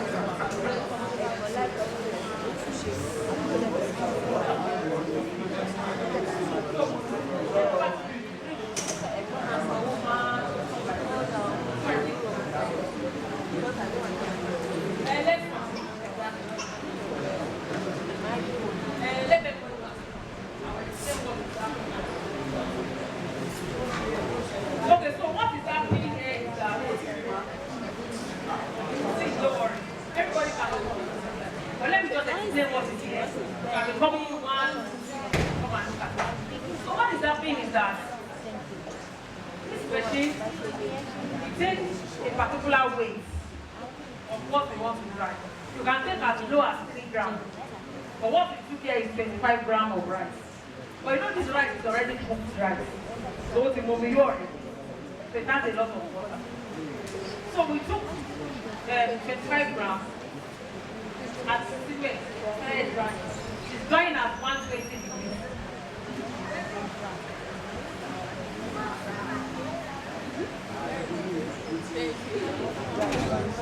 Okay, so it is going to tell us what is the percentage of water that is inside that 25 grams. So what is the dry weight? And usually when cereals are sold or marketed, it is the dry weight that is valued. So this will tell us what is the percent of what part of that 25 grams is water, what part is dry weight. Okay, so when it is done, it will make sound, and then we'll know that the rest. But thank you.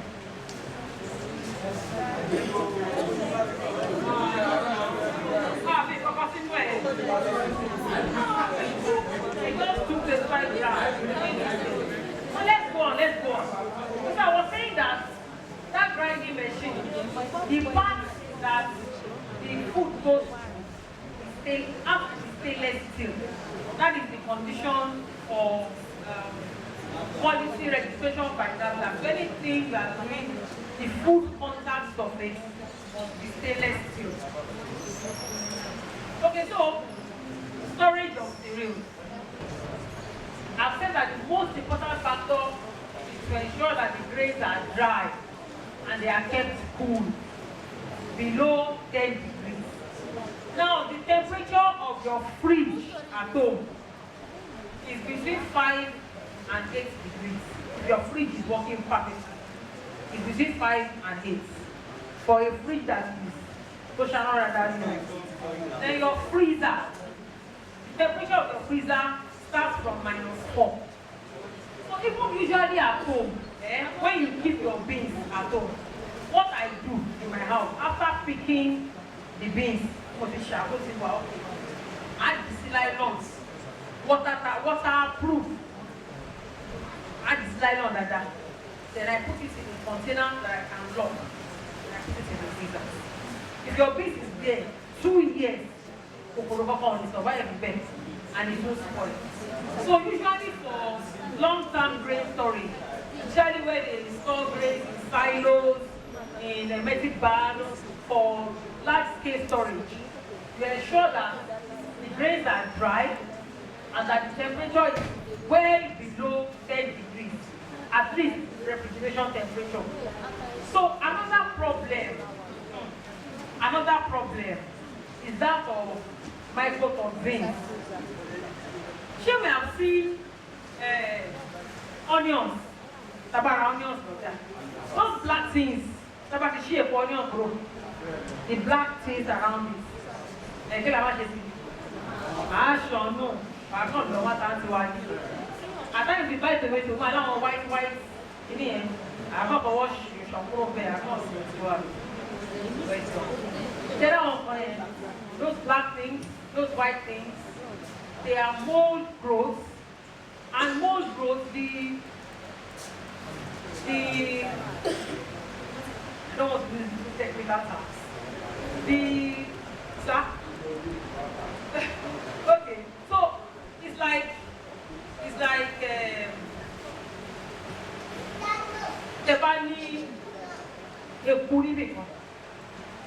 even though you don't see the rats, whatever they make them, I'm not going to put one bee. You may not see the rats, whatever they make them. DJ.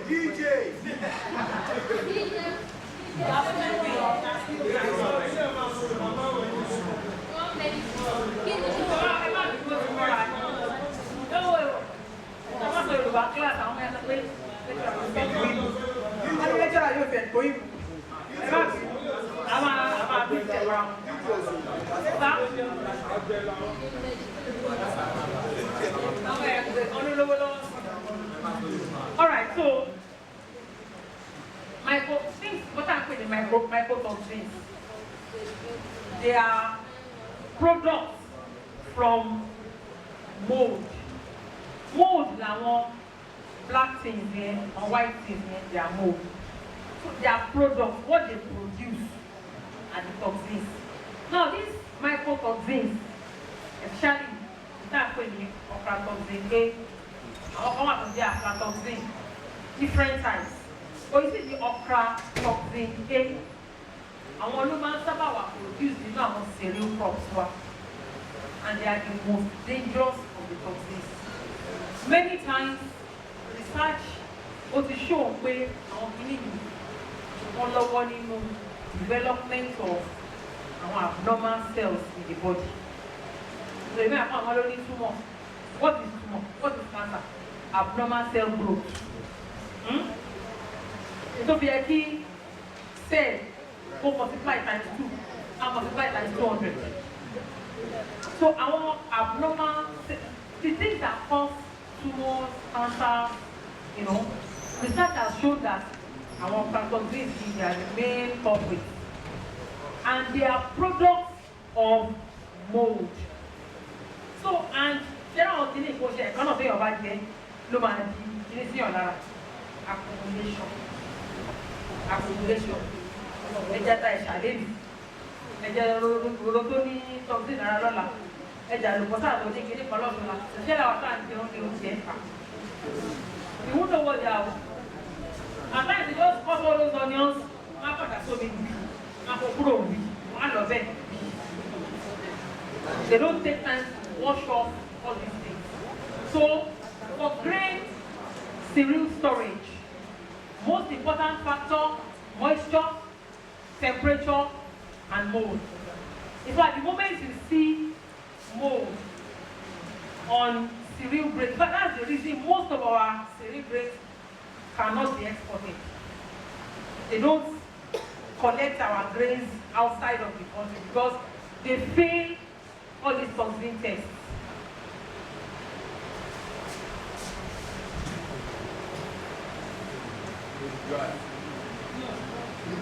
What has a lot of them? We will see what is enough, so we hold on a lot of water.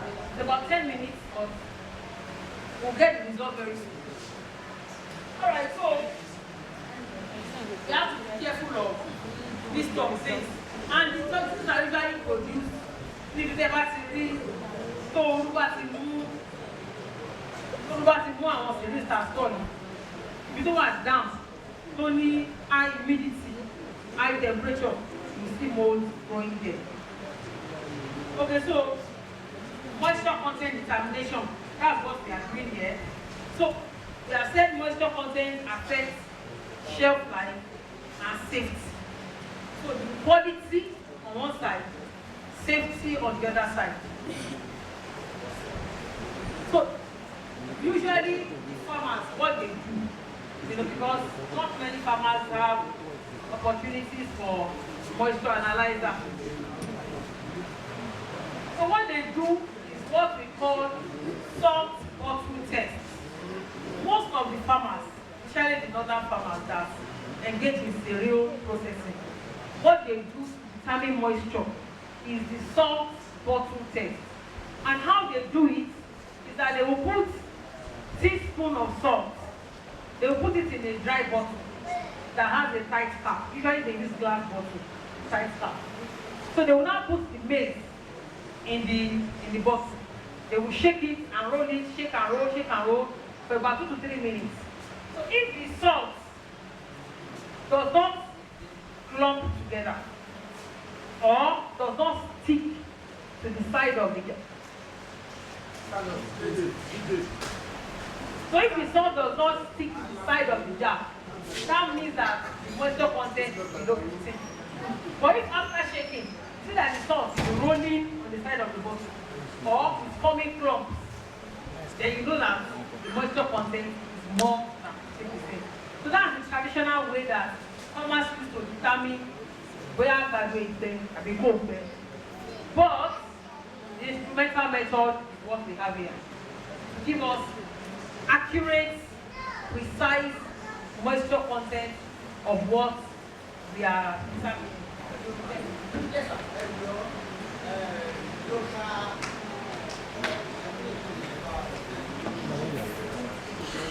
Okay, ó ní àwọn àgbẹ̀ ló kó especially àwọn tó wà ní north, àwọn tó rí ní ṣe iṣẹ́ cereal processing, cereal storage. Wọ́n ṣe máa ń mọ̀ pé tó kún sẹ́kẹ́ moisture content ò gbọ́dọ̀ kọjá 15, between 10 and 15 ló safe for storing cereal. So how they usually know is what we call salt bottle test. Wọ́n bu iyọ̀ spoon kan sínú ìgò. Usually they use glass bottle onígò normally. Wọ́n bu iyọ̀ spoon kan sínú ẹ̀. Wọ́n mú àgbàdo, wọ́n á dà sí. Wọ́n á ṣe bí abikini kọ́tà 1/3. Kò ní bí half. Wọ́n á dà àgbàdo sí. Wọ́n á bẹ̀rẹ̀ sí shake, wọ́n á shake, wọ́n á ṣe tó bí 2 to 3 minutes. Wọ́n máa shake, wọ́n máa shake. The science behind that, I don't know how to put it now. Salt is hygroscopic. Salt absorbs water. Tẹ́ bá gbé ọ̀sìn bí ìsìn tó bá pẹ́ adomi, àbí absorb omi. A kúrò ní fine powder. A bẹ̀rẹ̀ sí yí clump up then. So salt has that property.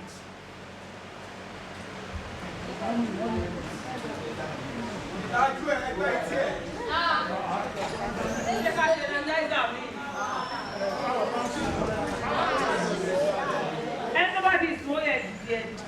They just get up by yourself. I know they are adults.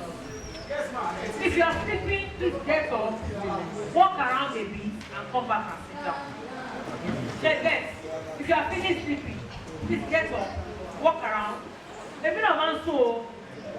Why animation you are? You are the man. You are the second so chair. Push out the watching. There are the different. Everybody won't. When I'm done, what do you mean? I want to go further. So please, if you are feeling sleepy, please get up, stretch your legs, stretch your hands, and come back, so that we can all benefit from what we are talking about. So check this explanation. So, shake it for 2 to 3 minutes. So that's why just process to see your yeba. Tó ti mara bọ́tù. Ó ṣò pé omi tó wà ń bẹ̀ kọjá 15%. Àbí your yeba ó ti kọjá 15%. But if the salt settles together with the maize, it shows that it's dry and it's below 50%. But that one is subjective. Already, and there's no way you will know. You understand? So, instrumental method is better. Let's make progress. So there are other quality. For me, what has to check quality of our cereals, apart from moisture content, color and cleanness. Color. Normally, the barrier of father rice, báwo la máa ń dà mọ́? Ó brown ju normal rice lọ. Ẹ̀rọ àwọn rice bí kò máa white dada ní àpọ́n lónìí. It's a measure of standard of quality. Àwọn tó bá neat dada, tó white dada can command higher price than lower one. Then absence of mold and insects. Ṣé bá rí àwọn àdẹ́rí kòkòrò nù ẹ̀? Can you export it? The other time in 2021, I did my postdoc in Germany for 6 months. I was in Germany for 6 months. So, but mo lọ, mo wá di ẹ̀wà, mo di rice, mo di gbogbo ẹ̀. But mo dé airport, ọba tú ẹrù mi. Ọba ṣí ẹ̀wà, kòkòrò bá jáde nínú ẹ̀wà. Everything about the West, they are want to carry insects to their country. So usually when you have grains without insects, without mold, you command higher price. Then uniform grain size. Whatever àwọn kan tóbi, àwọn kan kéré, àwọn kan ti fọ́ lẹ́gbẹ̀ẹ́, àwọn kan wà lórí, àwọn kan green, àwọn kan white, àwọn kan. It will command less price than the one that has uniform grain size, no odor, no extra color, and very neat. I told you that my sister does that. She sends this thing abroad. And she shy on and then all you will see is just the same beans, the same color, the same size. She does not call it away. I want her to eat it in her house. But the one she will pack and sell it, let it sell the banana and sell outside the country the same size. And it commands very high price. So, to conclude on the quality parameters, the things we look out for. Yes, Lost and found. Is there anybody who lost a rich bush? Signify. Check your hand. Any kind of go what money counter. Thank you. Okay, so how the way that cereals are graded, how they grade it, they use 4 parameters. One is the bushel weight or the test weight. Now what this one will give us is the test weight. The original weight is 25 grams. That's what we're doing. 25 grams. But the bushel weight, after we have removed the water, the bushel weight is what? So the next one is moisture content. You cannot test.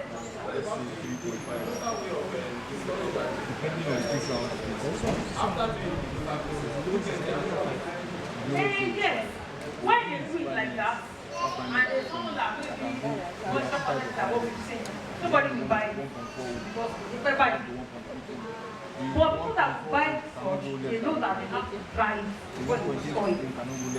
So usually what they do is, if the moisture content is assumed to be lower than 15, they command more price. If it's higher than 15, they know that it's less, you are buying more water than the product. So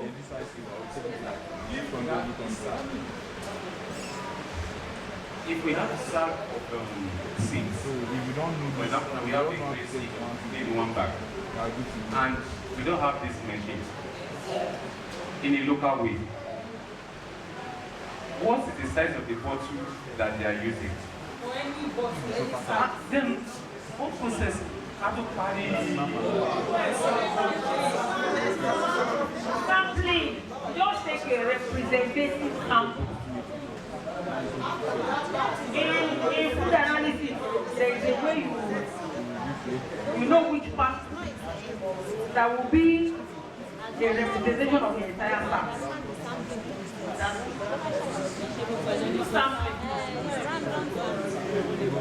So, bushel weight, moisture content, percentage of broken material. Normally when you buy beans, you see one half weight, one quarter weight. So you take a sample of it, then you determine what's the percentage of the broken fragments, what's the percentage of the foreign materials in it. But I was telling her that I helped somebody, a company producing chocolate. I helped them to buy cocoa from Ondo, from the region of Ondo State. I did the middleman. The person just told me, I'm looking for cocoa. You usually buy it very expensive. I can help you. I don't know anything about cocoa. I can help. I know it was. I called my mother-in-law. My mother-in-law is in her friend. I called her. Mama, my mom won't have cocoa. So she did. At least we bring out 1 or 2 again. So I connected. And then when we bought the cocoa, so the guys that I helped to buy, they now checked 1 sack. Then after sorting, about 25% of that sack is in cocoa. It's not the cocoa itself. And they sell by weight. They sell by weight. So it means that they have lost 25% of weight to foreign material. Material that are not usable. So at least I also learned that I check where I'm buying and pay by weight of quality material. Then after buying, I'm checking. So it also applies to cereals. You take your representative sample, then check in what one pay. And it's by that you pay. So that is the business side to quality of cereal. So bagging and weighing. Normally, we buy àgbàdo, soya beans, millet, all these things. In a bag that's man. So àwọn àpò yẹn lélẹ̀ they are different types and different iṣẹ́ ni wọ́n ṣe.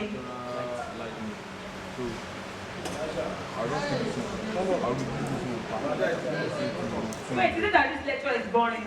Why are people sleeping?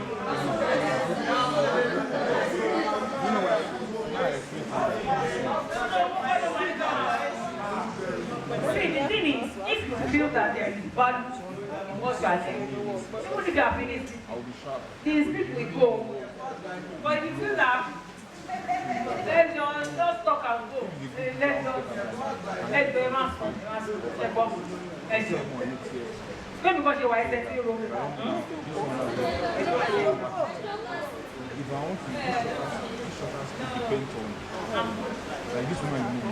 So, bagging away, use clean dry bags. Don't overfeed. When you overfeed, I don't know what take couple let's so correct weighing will ensure fair play.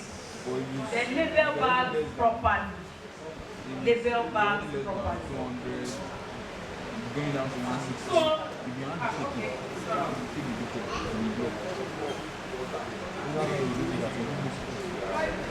If you have phones, you can just snap it. Instead of writing and writing. And that's what I'm saying. Instead they will give everybody the material. Yes, sir. But you know you have good sheet. Let's take your super speed. 200. Yes, sir. Yes.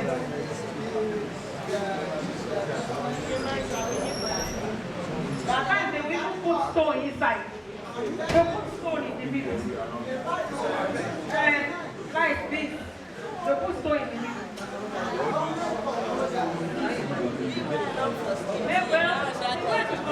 If you carry your own weight, that's Nigeria for you. If you carry your own weight, it's market. That's how that's better.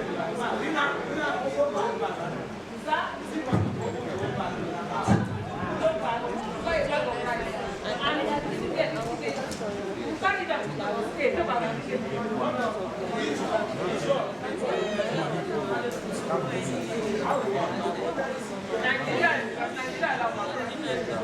I don't know how to do that. Okay, please let's move faster. We still have a lot to cover. Please, let's move faster. No, we are not gone halfway. We are not done half. So, I have 40 slides. We are on slide 17. Yes. So, there are different bags. This is one of that area that where I can produce sticker purpose. There are different types of bags they use for cereal bagging, cereal packaging. There are bags we call polypropylene bags. So these are the usual ones we see in the market. So fish rice, papira, adobe rice, that. So it's the traditional, inexpensive option. They are the ones on top. So this type of bag, you can't keep kokoro ewa from it. You can't keep weefu out of it. Of course, you know that they have space in between. You know now. So those are polypropylene bags. They will require chemical treatment to protect them from pain. But we have another type of bag, the one I have here, a Mexic bag. If you're able to see what is written on that, it is super sack, a Mexic storage bag, not for right. They are stronger and they They provide protection, even without using any chemical. So they create airtight seal around the grain. So it prevents moisture, it prevents gas, you know, atẹ́gùn lè wọnú ẹ̀. It is slightly sealed, atẹ́gùn lè wọ, omi ò lè wọ. And that type of bag they use now for sugar. Some sugar brands use that now. So because of this kokoro, the one want sugar, so a metal bag provide better protection. So we have other options like the multi-layer plastic, the paper bags, the film-lined bags, and so on and so forth. All we need to know is that we must seal these bags properly. We must prevent moisture from entering, we must prevent spoilage, and also if the hermetic bag, if they put something inside to bring rice out, you will know. It cannot close back like the one of the polypropylene bag. So it also gives product integrity. So what the manufacturer says is inside, that's what is inside. So, and it prevents customer complaints. Yeah. Now, storing cereal. Now we have bags that we want to store. The bag storage is for small scale. After a bag 20 for small scale storage. The hermetic storage, the main advantage is that insect control, moisture control. Then the silo storage is for large scale. Now you see I wrote silo of rodents. That picture you are seeing, those silos, they are the silos at the National Grain Reserve area. Is at Olodo, around the Yano Church, one of the area. Picture it. Àwọn eku àti nǹkan kan máa ń gbénú ẹ̀ because we lack maintenance.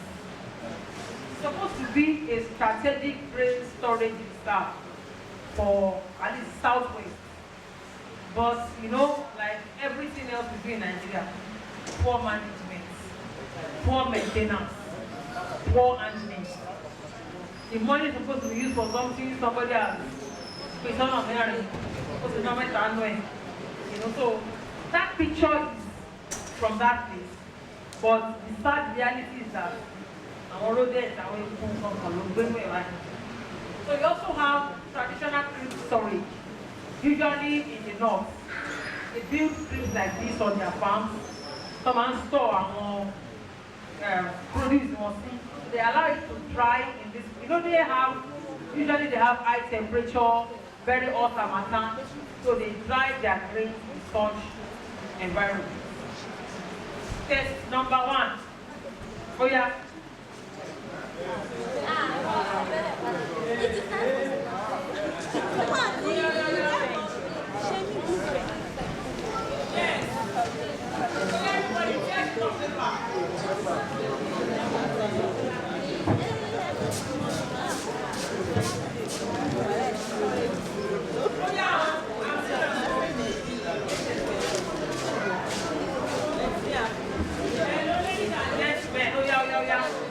Everybody say something.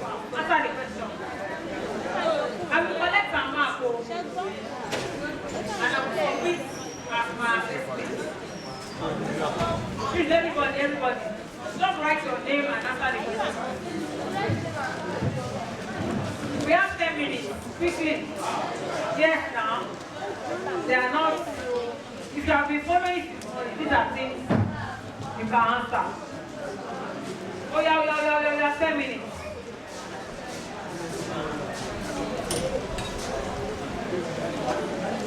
Yes.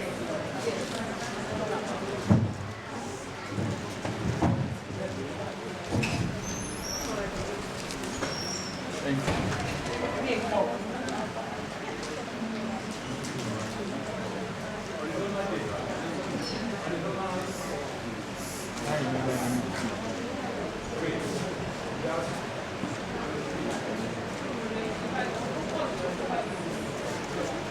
And then normally we take this now.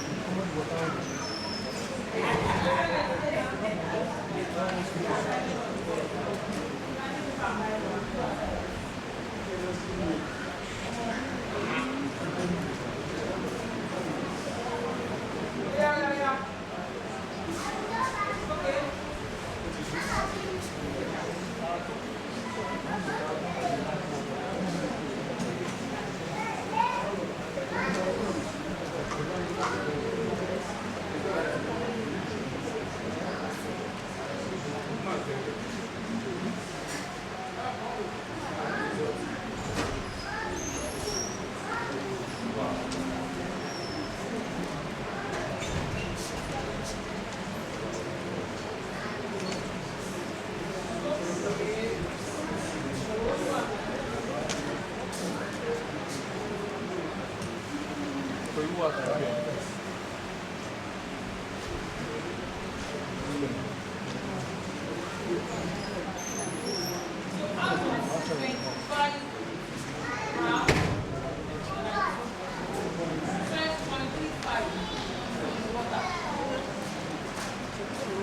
What it means is that 12.75 grams in grade 1, graduate. Say based on 25 grams, we have bought water of more than half.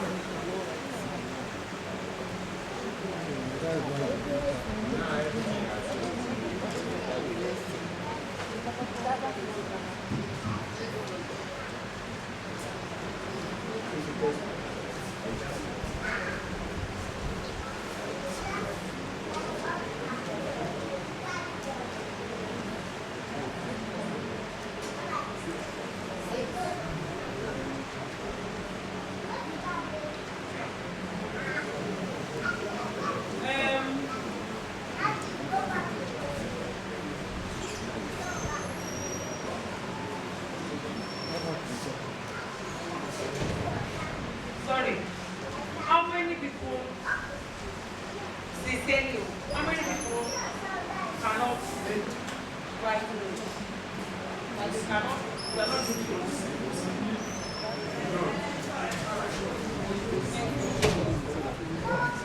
So I will not cut anybody short. 5 minutes more.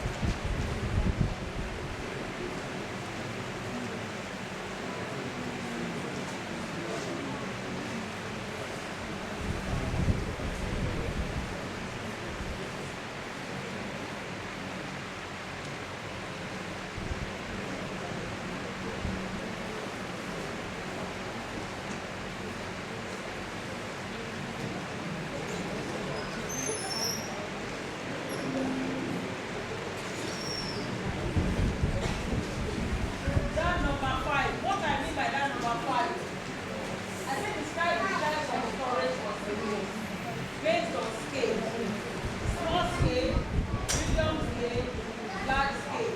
So what kind of storage for small scale, medium scale, and large scale?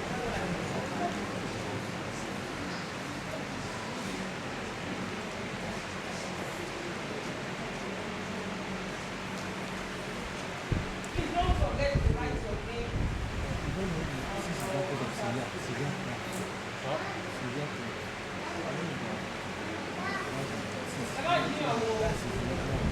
Go ask from the person beside you.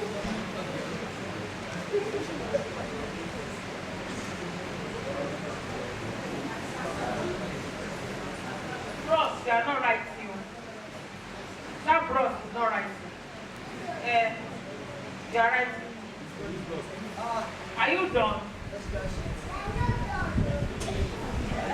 Where are you? Young man.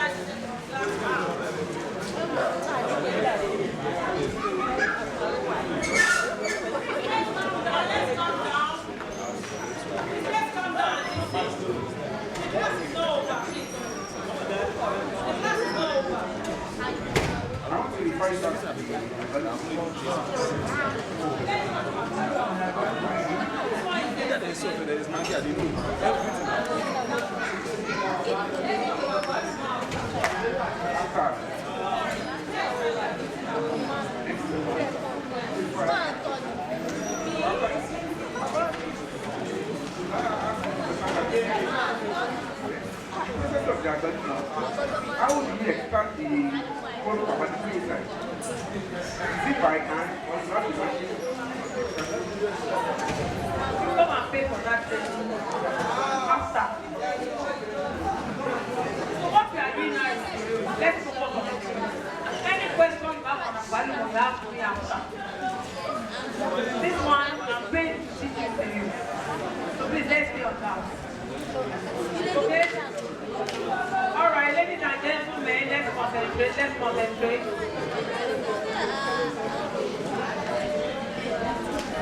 When we are ready, I want you to see. We are talking there, we are talking there, we are talking there, we are talking there.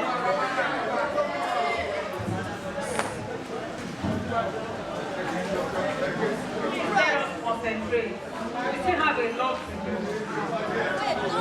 Can we please have one house? Thank you.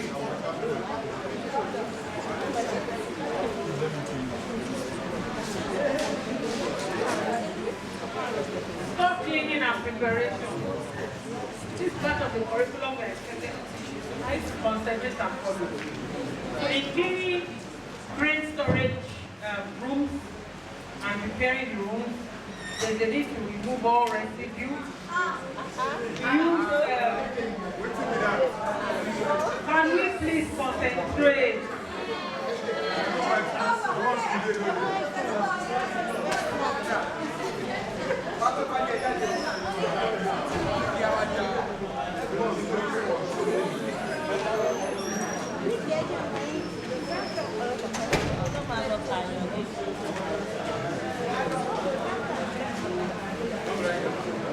In cleaning, store, and preparation, remove all residues, all old grains, dust, from even add to these places, cracks, dispose waste, because we know that where there is waste, you will see rats, you will see insect infestation, and if there are any structures that have cracks, then you seal and repair. Then sanitize and wash surfaces. There are approved disinfectants.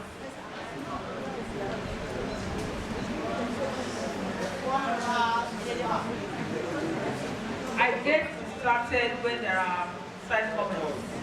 So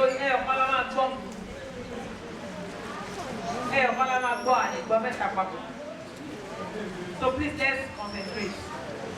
We'll soon round up. Don't worry. We'll soon round up.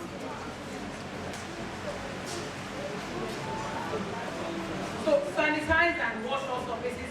There are approved disinfectants for areas where you are keeping food. And there are disinfectants that you don't use when you have food, especially food that does not require washing before eating or does not require further processing. You know, normally like corn, we just soak it, make ogi and eat. It's not as if you will remove what it has absorbed. Okay, so use only approved disinfectants to clean surfaces and ensure that they are dry completely before you begin to store your grain. So keep the areas around specific clean. If there are weeds and bushes, you know that they will be located around. There are bushes around, even if they are not inside your storage, they are around. Then pest control. Make sure that you have pest control facilities and use approved insecticide if your pest are vaccinated. Now, this is a major area I want us to look at because many people that are the grain farmers or people that store grains, especially those that are not very literate, they do a lot of harm to people that eat their food. We have seen people using sniper to preserve beans in Bodija market. A lot of chemicals. Now this, I'm sorry, telling the literate outside people, they do a lot of these things. And these are the things we need.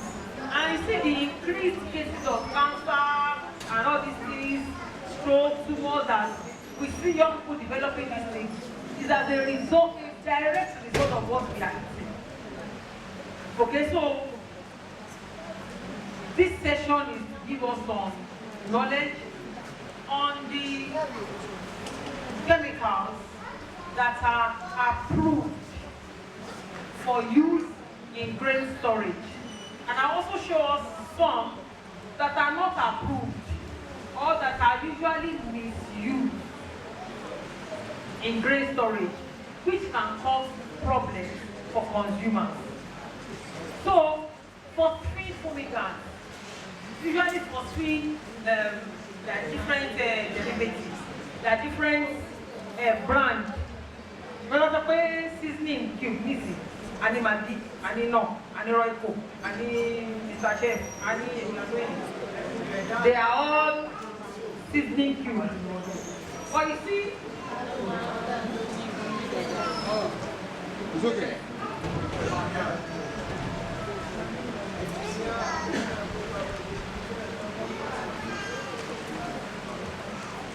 Okay, so we have different brands, but the main ingredients in them, the major, it will not contain majorly, is the phosphine. That's the chemical that is the major insecticide. So we have aluminum phosphide, we have phosphine, we have phosphate, we have phosphox. Those are the different brands in the market. But what they usually contain is the phosphine fumigant. So this fumigant is used for box storage. We have silos, we have very large warehouse. Surface store at Badosi. Phosphine is usually used. Although all are very, very effective, but it's also very toxic. if it is misused. So, economy ni pé those that will use it must be trained professionals and also know how to handle the chemical. So, in properly sealed storage, there must be strict safety and aeration procedure. So, there is a way to use this thing. Not just that just get a sack of paste and you spray phosphine inside, or you put phosphine tablets. These are some that use the tablets that just dissolve and go around the material. So it must be used strict safety protocols. Then you have reinforced methyl. Example here, Astellic or Actelic is a brand that contains reinforced methyl. It is used for stored grains. I want to store for long period of time. Reinforced methyl, you know, man, low. So usually people don't follow label instruction. The label will always carry instruction for use. But many people believe they tell them how to do that.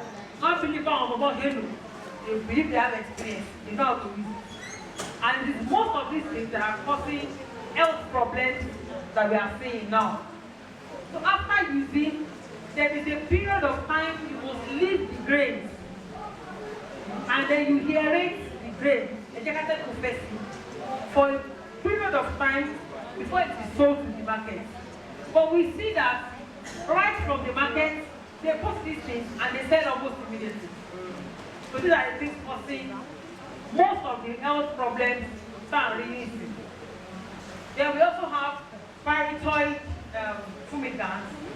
An example, we have the tametrin, we have cyclosporine. So these ones are surface or treatment spray. So it's usually used in silos or in bins or on burnt surface. Basically, bag, put it around it, spray it around it. So you use silo, spray it around, not inside, spray it around. So it's a surface treatment. So there are other organophosphates or carbamates that are used. And I've listed some of the examples. Now, for these other organophosphates, a study was conducted. I want to share research. They collected different grains, beans inclusive, beans, maize, rice, from different markets. They did that in all the 6 geopolitical zones. They went to the major cereal markets and they collected samples from different places in the market. And they did a study to see that share our chemicals from being preserved our kidney. Shoshi Kunimwe. What the cons our time around there at the later order. So they bought and then they took it to lab, one check. Share our chemicals Shoshi Wanimwe. What they found is that there are multiple classes of residue in the market. So many. So we should be very careful. And for me, really, especially beans, Timara was still the Kokoro, that's all. There was still by the Kokoro, that's all. When Kokoro is not good, of course we know that. But for our situation, the beans that does not have Kokoro has active chemical in it. Very simple. Has active chemical in it. So for me, that's a small test. I usually use when I buy.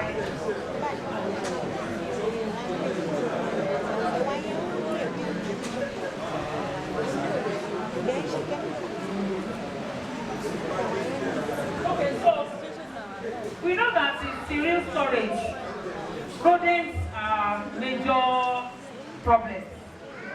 They want to eat maize, they want to eat corn, they want to eat rice, they want to eat all this. Rodents are major problems. So we have rodenticides that are used in grain stores. Usually anticoagulants. So our anticoagulants are elected. If you dry up the blood, they will dry. They do not produce smell. So there are anticoagulant rodenticides. We have examples that are listed. They are commonly sold as bait or food pieces, for rodent control. They are also potent, but they have very high risk. Burn. So there is high risk of your own pet eating them. Also risk of contamination with the food. So if they now die inside the food, their ear can enter into what they are eating, and you don't find them since they will not smell. Since they won't smell, they die inside the bag of the food. It means they will disintegrate inside the food. And what they are eating that kills them is still go inside the food bag. That's the potential risk of contamination. So we also have aluminum food bags. These are also very effective, but they are also toxic. So it's need for specialized food usage. Now, these ones I have listed here, they are the dangerous, unapproved, or the misused chemicals in grain storage. Now, see these things I'm showing. This is what happens as we are talking, they are using it in the market. And these are the things we eat.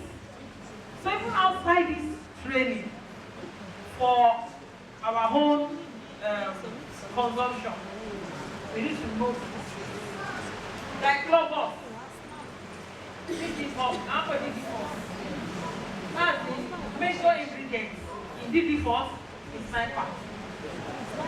Now there is wide report of misuse. Traders spray sniper or DD4 or food stuff, or they will put it inside the sack. It is absolutely wrong, absolutely dangerous, potentially deadly. Okay, our time is up. Okay, let me finish this slide. Then we'll come back at 2 o'clock. 2 o'clock. So just have 2 to 3 will be done. And that 2 to 3 is the interesting part. Don't go home. Don't go home. 2 to 3 here, the interesting part. So let's finish it. So now that has repeatedly warned against the misuse of these chemicals. In fact, they have banned the production in those small bottles of sniper. They have banned it, but we still have it in the market. So these products have been shown to be carcinogenous. Carcinogenous means that studies that they produce, they cause cancer. They cause cancer. So the use of, there are also non-food grade chemicals. Organochlorine. Sometimes they go down that public list of the ban of organochlorine. Those names are what I have there. Then at times, some people will take raid, shelter. What are those other insecticides?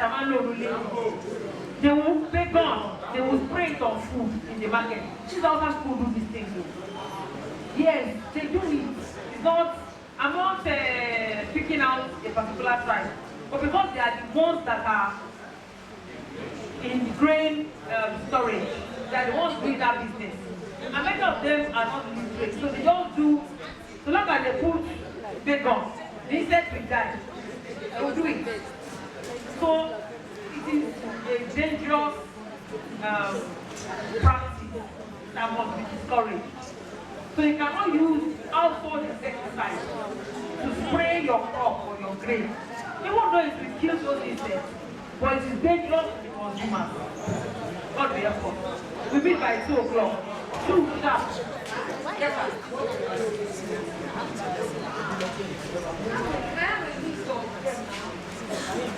The common treatment. Yes. But then you follow the instruction for you. Some are to be put only on the body, some are to be sprayed on it, some are to be just put the tablet inside. So different ways of using that the instructions will tell us how to do it. Thank you. So I see you by 2 o'clock.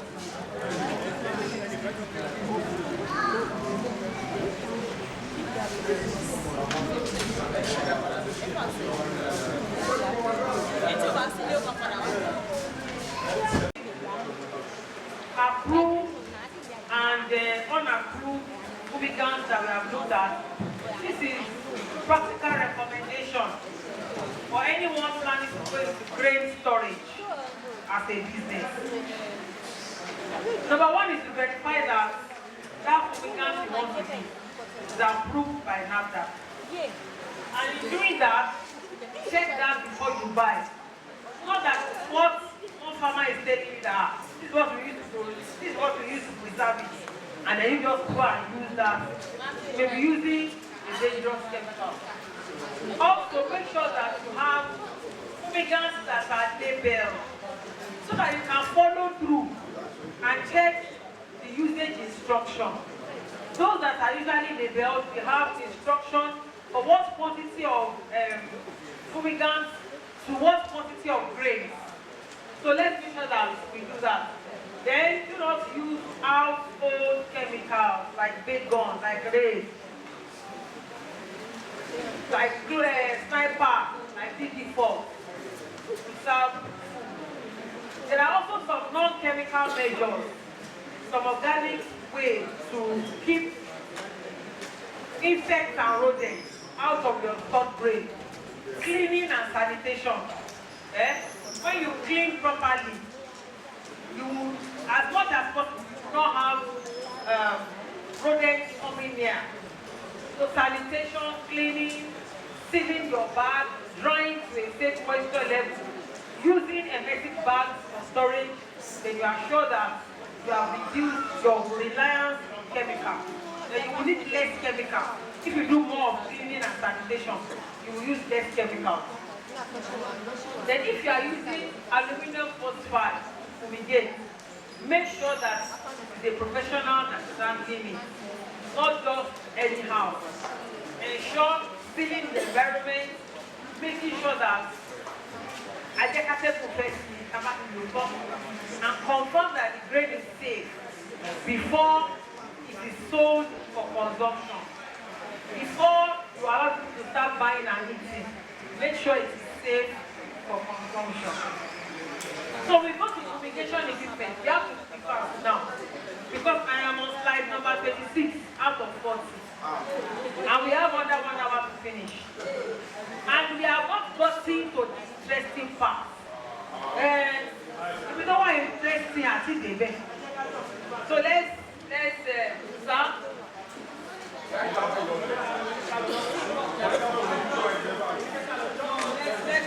Let's follow. Don't worry. These are just things that are in the curriculum that I have to follow. But you see, like I told you, my area is processing. What products can we develop from this thing? What are the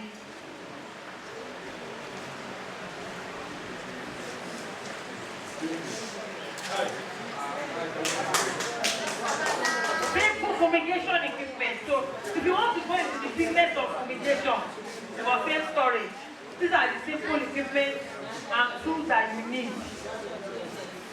Number one is tarpaulin cover. You need a tarpaulin cover. Normally, aluminum phosphide, those tablets, you put them within or around the grain star. And when the grains are exposed to air, starting to manifest, it begins to release phosphine gas. Phosphine gas is poisonous to insects and rodents.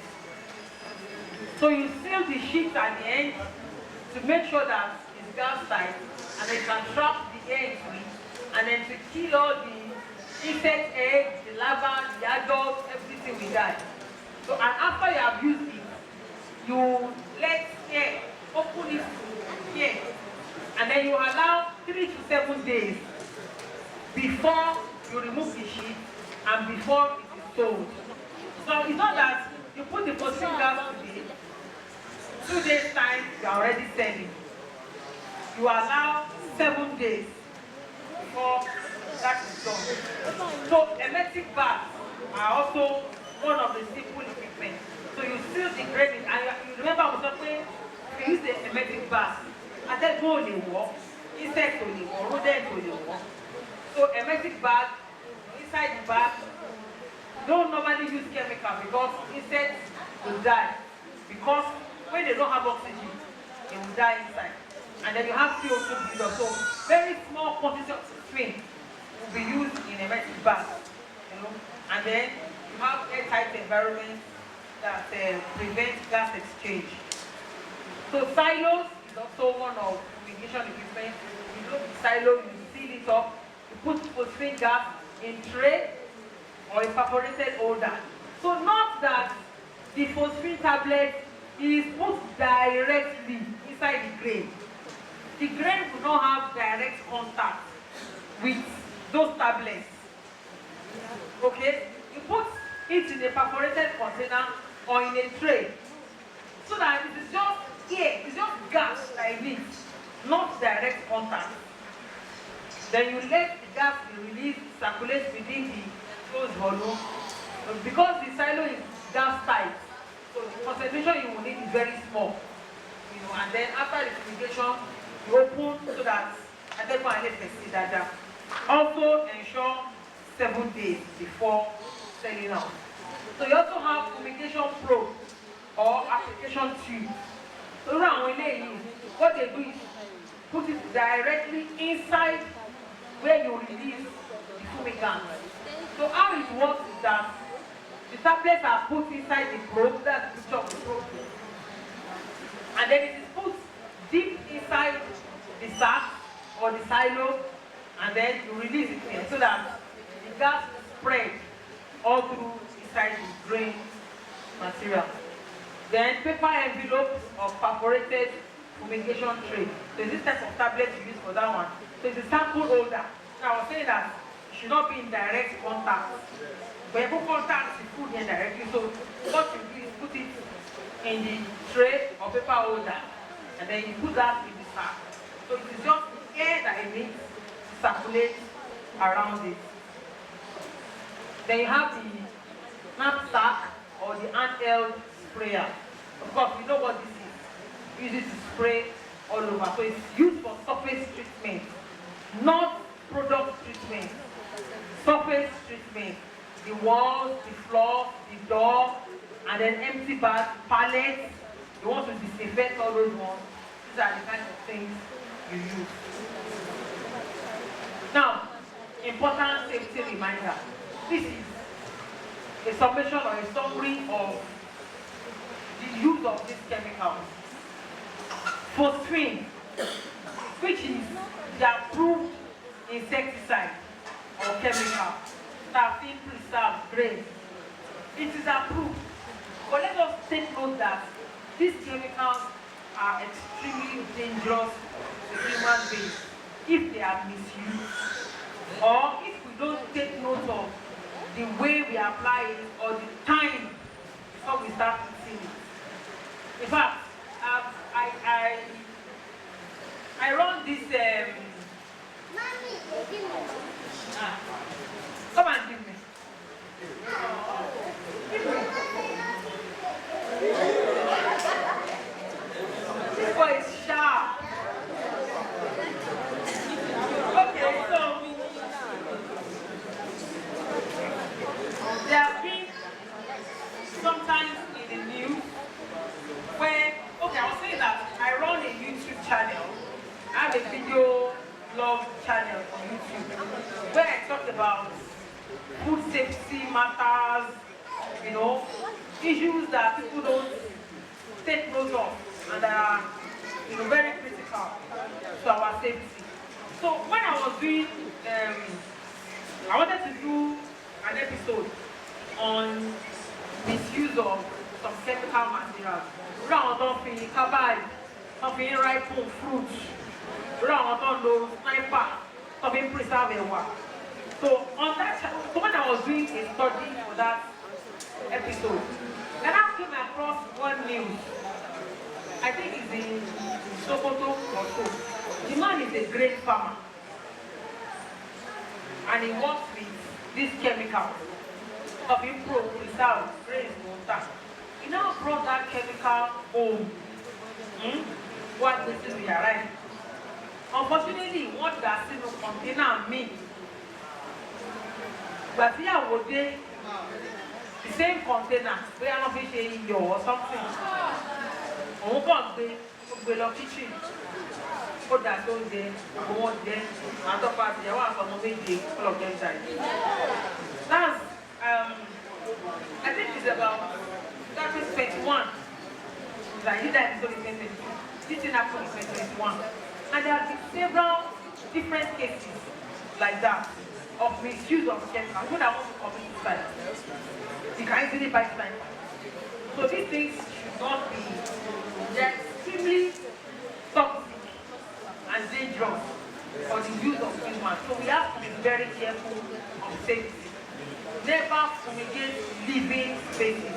What that means is that where you will stay, your children will stay, don't fumigate that environment. Fumigate only where you don't have living things. They use personal protective equipment, PPE, nose masks, gloves, nose masks and things like that. Make sure you use all of these things. And always aerate before handling or consuming grain. So whatever chemicals contain, at least be diluted when air blows over it.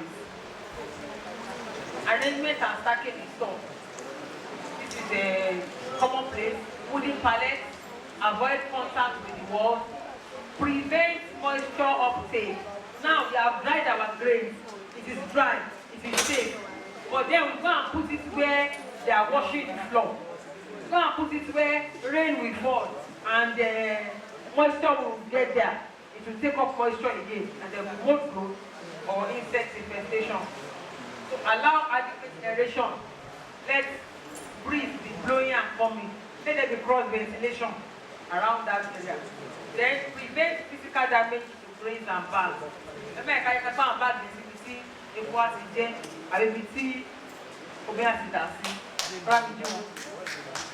It facilitates stock rotation. Everyone else. Facilitate stock rotation. First in, first out. If you have stock that you have placed in your stock, put it in a way that the first to go in is the first to come out. So that the one you are storing inside, they are inside. Then the new batch are outside. When you now want to use, you are not bringing out the new batch. So it is the first one you bring in that you bring out. So facilitate stock rotation to improve safety and ease of handling, maximize efficient use of spaces. Transportation, I'm sure you have been taught this. Moisture control is the major thing. But I was telling her that sometimes ago my mom was doing business of rice. You go and collect rice from the store. Say that like this. One day like that, there was no tackling. But on my parents, they buy express, a trailer load of rice. There we eat rice. I want to just out there.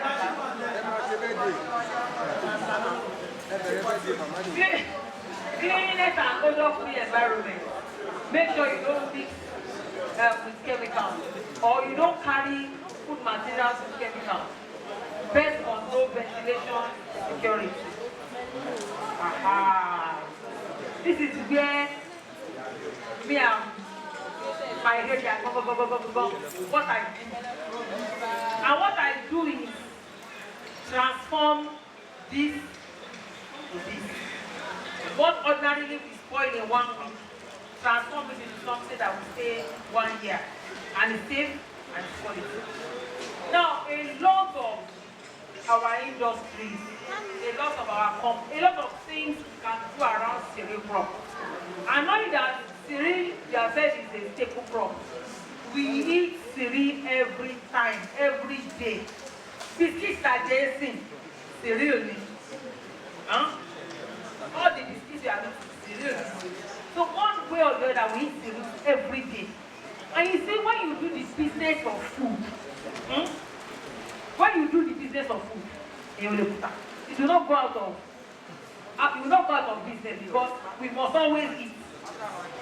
You just need to intelligently look at the area where there is a market demand, where there is a need. You don't just say, okay, I can produce this, I can put this and I start producing it. Have you ascertained that there is a market for it? Have you ascertained that somebody is willing to bring out money for that thing you agree? So, a lot of things you can do with cereal. So I have somebody, one of the industrialists that works with my department in UI. The man just imported a machine that is worth about $400,000. He just imported that machine. The man is a regular somebody like us. He's not a millionaire. If you see him, he's not different from you. The man climbs Okada up and down. He walk. But he knows how to leverage on. See, this Nigeria, ladies and gentlemen, there are people that have money that don't know what to do with it. No, I am telling you for a fact. And I'm telling you what I know. Because even this is my business. I've had people that will say, Madam, this is your business. Can I invest in it? What do you need? But I'm very careful of, can I invest in it? Because at the end of the day, they push you aside. They are the ones with the money. And that is why me I've protected my business by having a business. I've secured my intellectual property by law. People, I have 3-4 people. One is my secondary school classmate, but the guy has bastard money. He's in US. He's just working any money. People have money. They don't know what to do with it. So that is what this my guy is leveraging on. He has connections with people that will bring money. Now you know the equipment he brought in. That equipment will do something like golden mon, something like cheese ball, something like cocoa pop. It can do thousands. Don't let me exaggerate. It can do about 1 ton is 1,000 kg. It can do about 100 tons in one day. That's 100,000 kg in one day. What's the guy is somewhat, I mean, the machine. I went there with my friends to go and do one or two things about some months ago. What he is doing, he's going to all these cornflakes, golden mon. He will give them a run for their money. Because people are eating these things. Children are eating golden mon every day. So there is a huge market for those products. And you see what goes into cheese ball, for example. How much is cheese ball sold? And you tell me, a lot of cheese ball. It's 100 naira. So it's 100 naira. 100 naira. Madam, you don't want cheese ball, Darren. How much is cheese ball? 200. Now you see, listen. Now you see that 200 naira sachet of cheese ball. If you crush it, just crush it with your hand. Everything inside will buy at that bone. Now you know, is at that bone. They just blow it up. What goes into that 200 naira? It's not up to 1 naira. The cost of what goes into that 200 naira is not up to 1 naira. So those people are making bastard money. And this man, being a food technologist, he knows that there is a huge market for this product. And what are they using? The major ingredient is maize. So a lot of things can be done. We have breakfast cereals, we have extruded snacks. I was telling her this morning that this thing beside of Kidamalabi is real.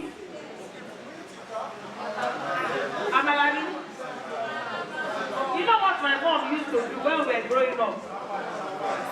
When Papa was still biting hard, we will buy cassava, lafu, we will mix this with okababa.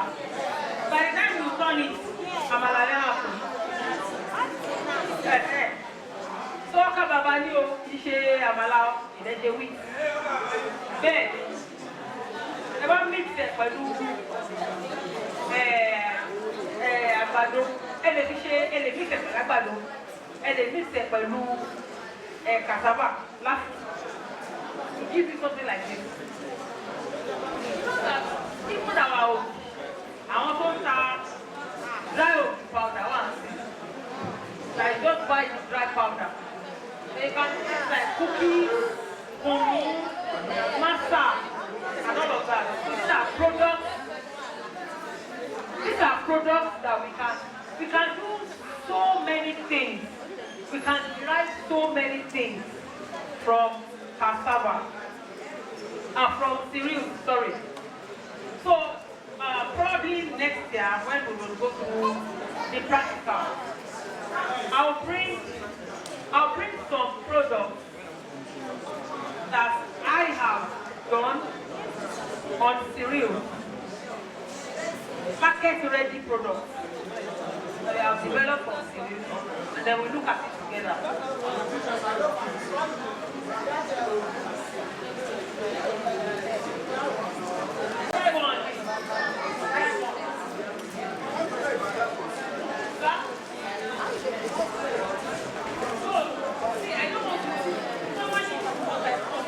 Hello.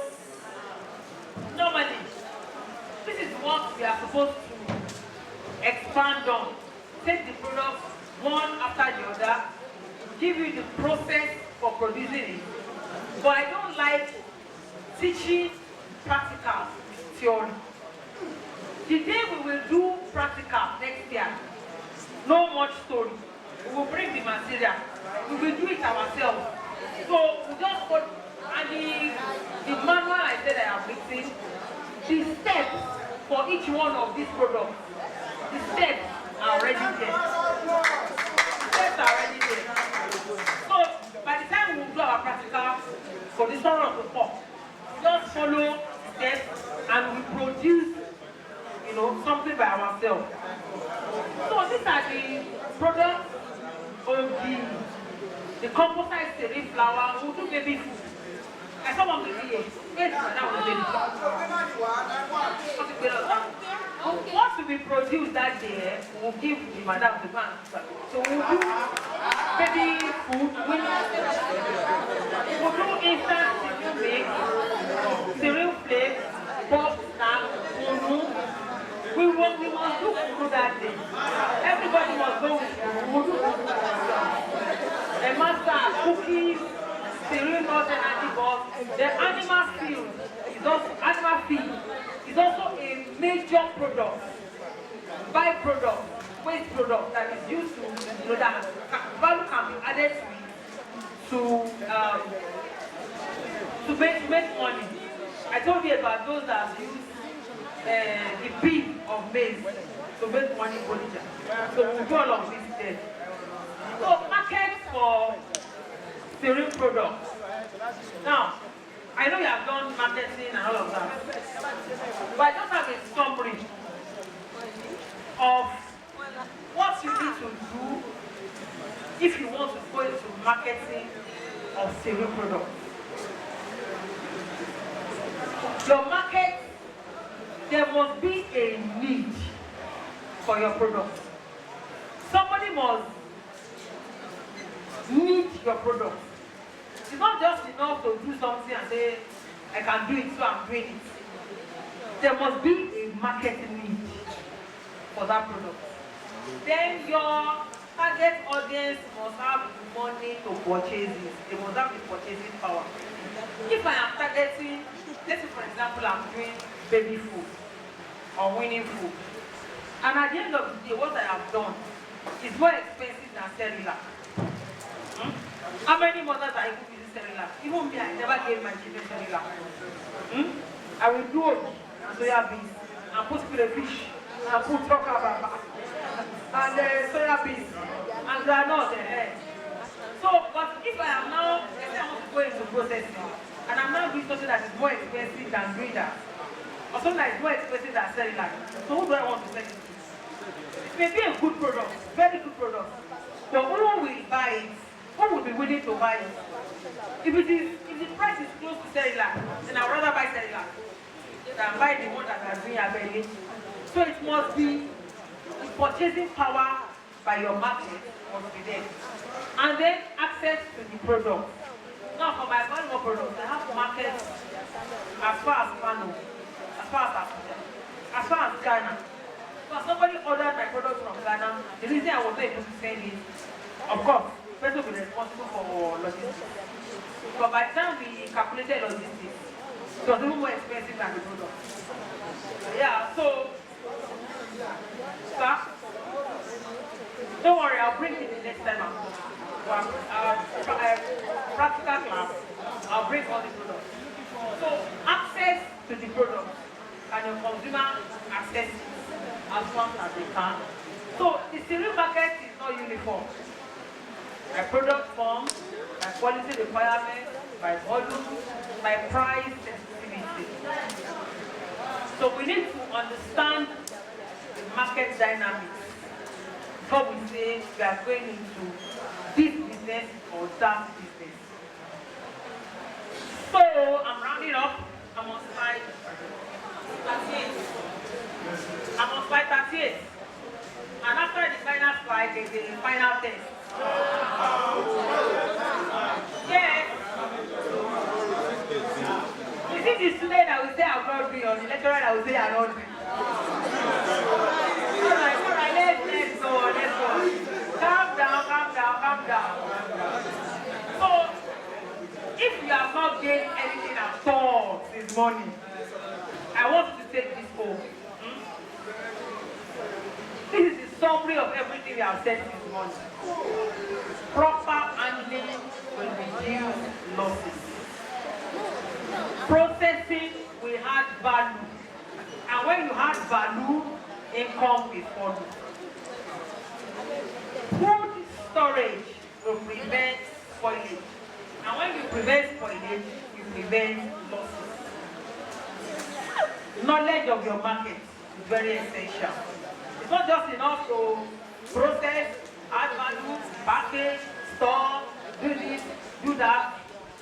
For you to make money, you must understand your market and work accordingly with your market. Ladies and gentlemen, I thank you for listening. If you have any questions, let me know.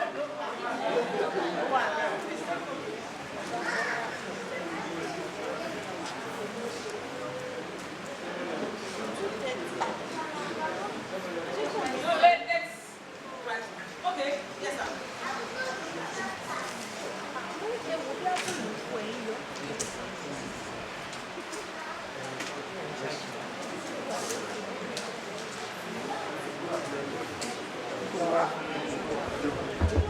Yeah. Good afternoon, everybody. My question is, like, some people now, they have like maybe 3 bedroom or 4 bedrooms. They see advantages to use a room for storage. What is the size?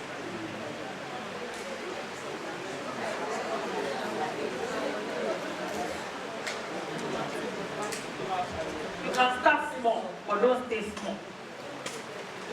I started my processing inside my kitchen.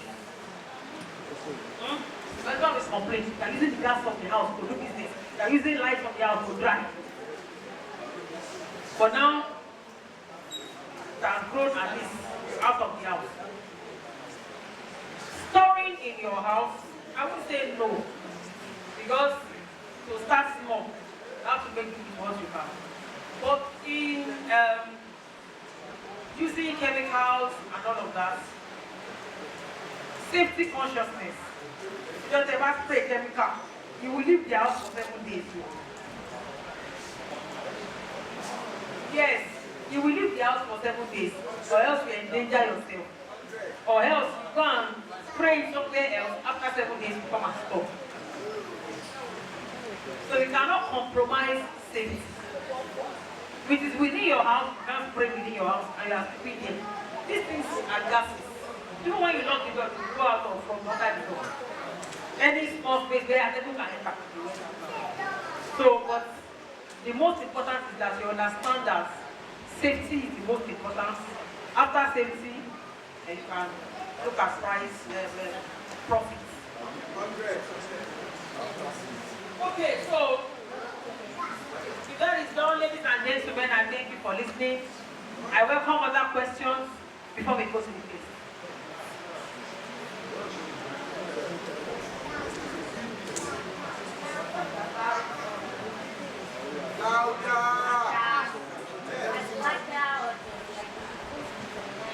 Yes.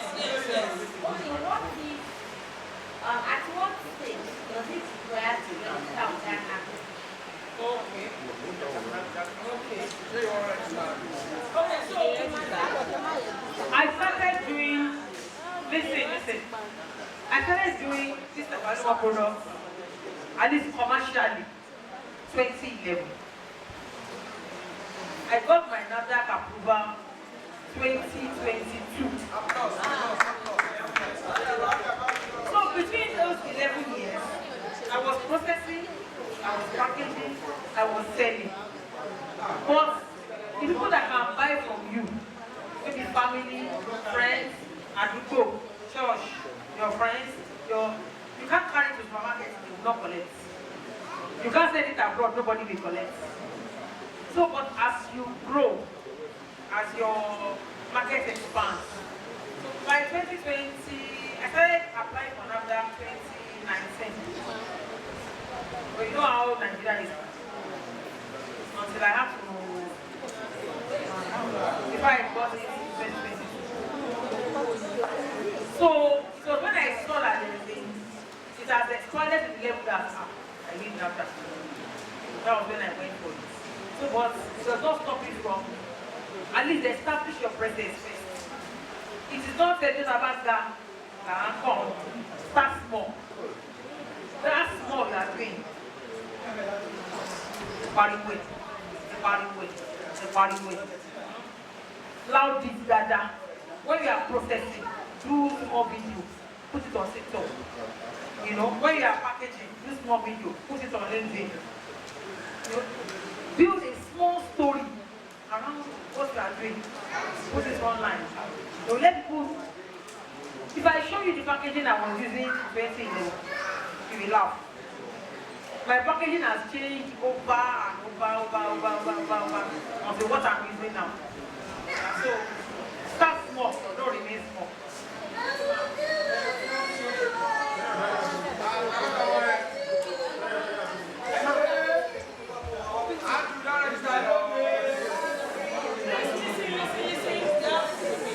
I would like to ask a question from your story,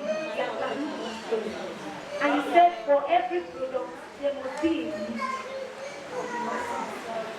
Now you know there are some ideas you just bring up by yourself, and you feel like, and if I do this thing, it will work. But for the masses, there might not be a need. You are not sure how to you venture into such.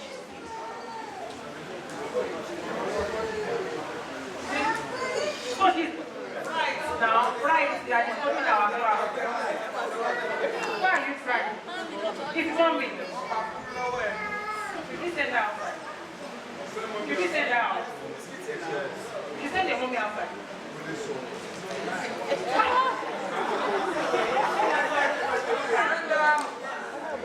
Okay, so listen, madam here asked that, how do you ascertain that there is a price? How do you ascertain that there is a need for your idea in the market? How are you sure that somebody is willing to pay for your product? That is where what we call market validation comes in. And you have to do it by trial. Now what you do is this. Let's say what I'm producing. Let me, for example, I'm doing something. Let me give an example of what I'm doing. What I do. Okay, so pastries and things like that. Okay. So who are your target audience?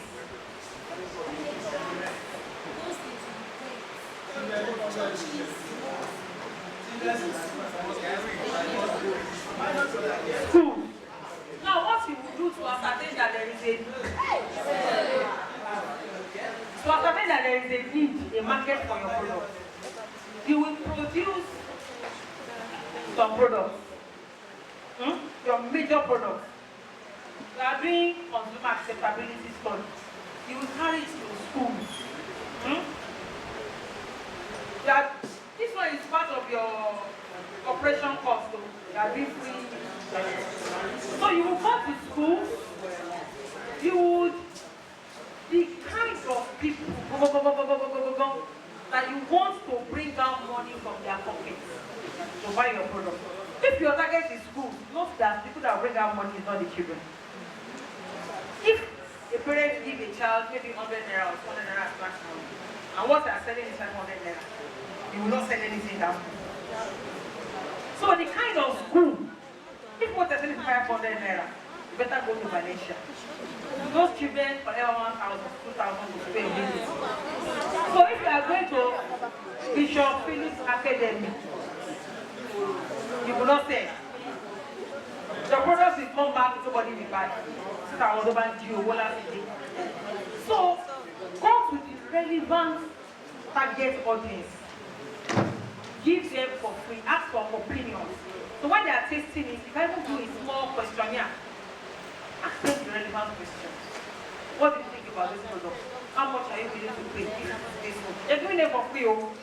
But how much are they willing to pay for this free? Would they, what other product do they, ask all the relevant questions that will help you to know, okay, they don't like meat pie here, it is sausage they like. They don't like cake here, it is donuts they like. They don't like puff-puff, it is buns they like. You ask all those questions around it. Then you collect their responses. If it is an area where maybe your audience have phones, they use phones, do a Google form. Ask all the questions, let them fill it. Give them for free. I did one market validation study like that not long ago. I have a project I'm working on. We are growing some edible insects. Do you hear what I said? We are growing we are not collecting from the wild, we are growing edible insects. And we are we know Esusu now. We know it too. How many of us know it too? It's Okongo, it's too. These are the kind of insects we are growing. Exactly. So we are not collecting from the young when we are growing it. We have insect out. And our target is that this product will be on the menu in eateries. You go to Chicken Republic, you find edible insects on their menu. They are our target audience. So what did we do? We prepare those insects. So we did them like barbecue. We put them in sticks, we put onions, tomato, pepper, and then we put the insects, roasted. Then we carried it to them.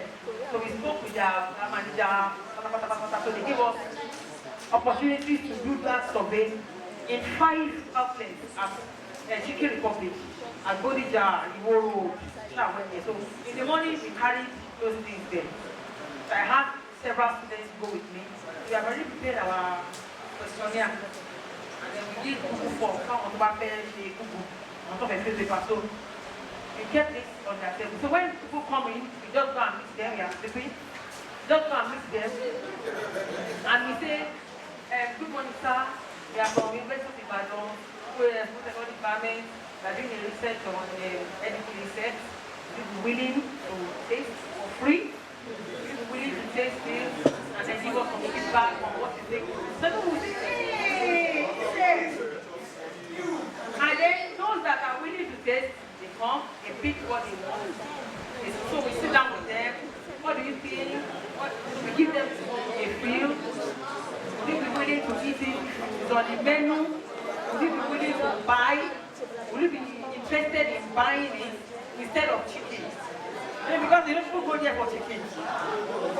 Would you be willing to Or would you like it in another form? If it is not the ring, all is maybe instead a flower or in another product.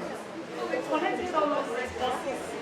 Over 250 people tested our product. Then we went back to the school and then we analyzed all those results and we found that only 15% of the people said they are not eating, they are not interested. About 70% said that they will, if they see it on the menu, they will buy, they will use. Another 60% told us that they would want to eat it, but they don't want to see the taste. And they like the taste. But if it is in another form, maybe in a snack or something, and the child did not see the insect, they will eat. So from there, we can bring out that, okay, there is a market for our product. But if you don't do that, and you just carry insects, and you say you want to sell, you eat it by yourself, but it's big waste. So market validation, you can read more on it. How do I conduct a market validation study to help you? So that when you ascertain, you know exactly who is willing to bring out money to buy your product. Any other questions before we do our test? Sir? I need to carry on. Food o'clock. Food o'clock. Food o'clock. He has for my YouTube channel. Food o'clock. But it's been a long time I posted, so maybe you scroll down, you see. I usually post videos on food matters. You know, I talked about expiry dates in one of the episodes. I talked about how to know quality of egg. You want to buy egg. How would you know that this egg is fresh? It's old. Egg time. I talked about using. Have you seen it?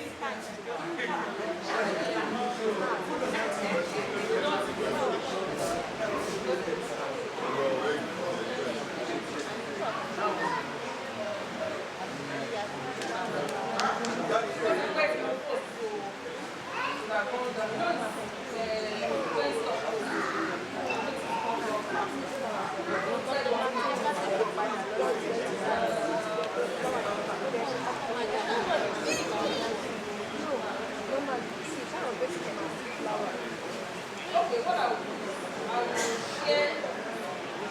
I'll share with you. You have maybe like a WhatsApp group. Okay, so you have my number. I will share the link with you. Then you post on the WhatsApp group. The link to the YouTube channel. So please remind me in case I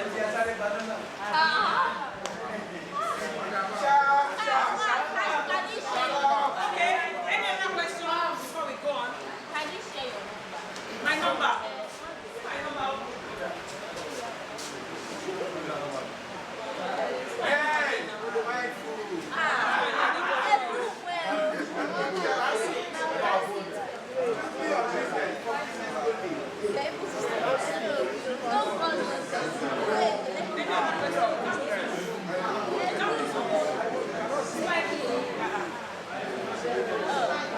Okay, there are no other questions. My questions. Okay, thank you. Thank you so much.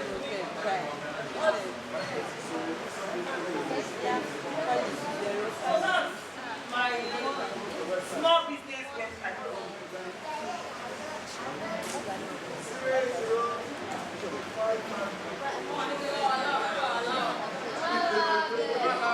Okay, so are we good to go?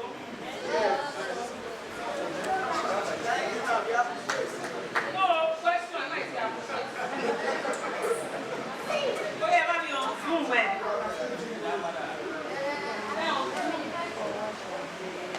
Bring it back to side.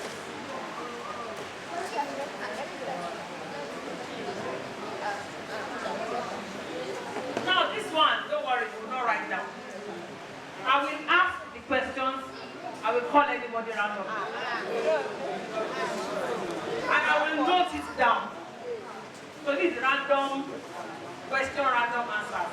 I give you 1 minute to look at the question. I will call anybody to answer.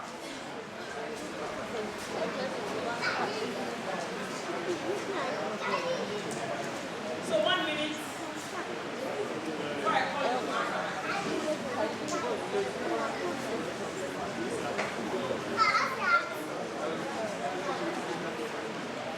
Okay, are we all ready? Ready? I will call anybody to answer.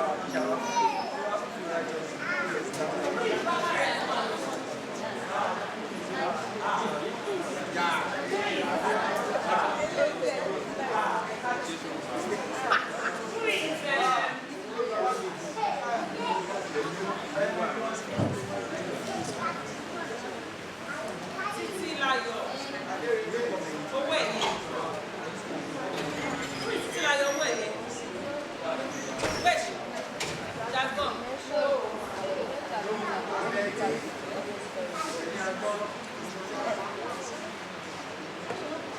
Are we ready? No.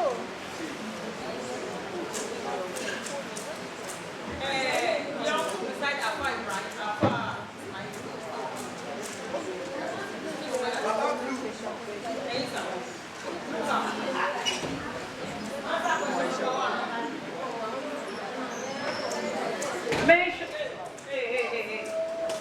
Mention 1 approved and 1 dangerous chemical that is normally used in grain storage in Nigeria. You can mention only 1 approved one.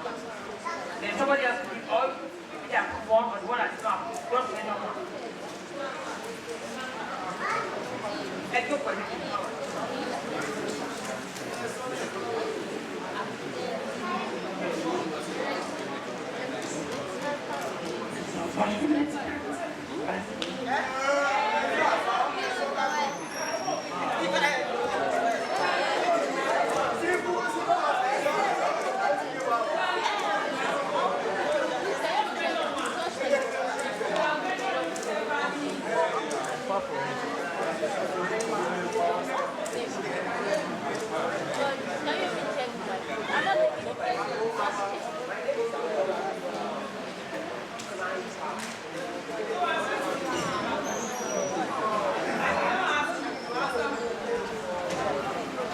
Okay, 1 approved chemical.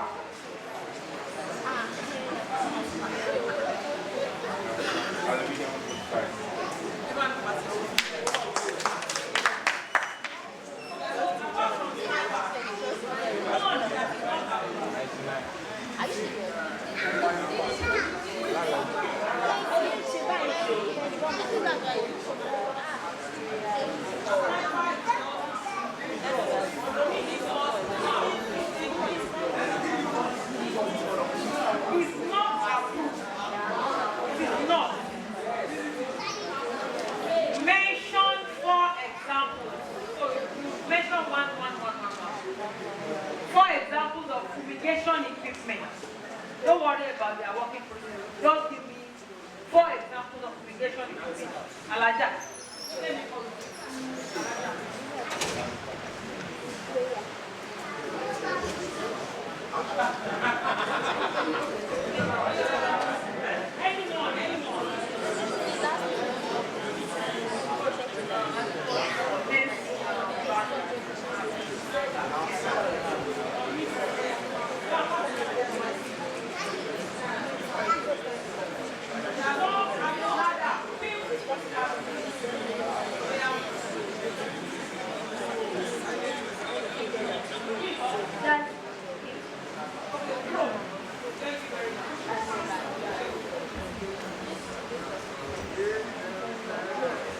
Okay, so another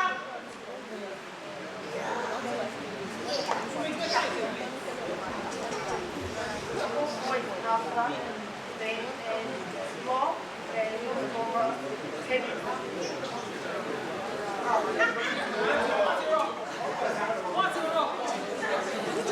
Oh yeah, measure for me. Thank you very much.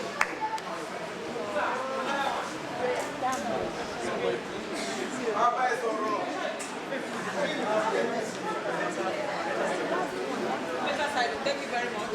Another one, madam. Another one, another one. Another one. Ah, hey, we will not go. Let me lock that door.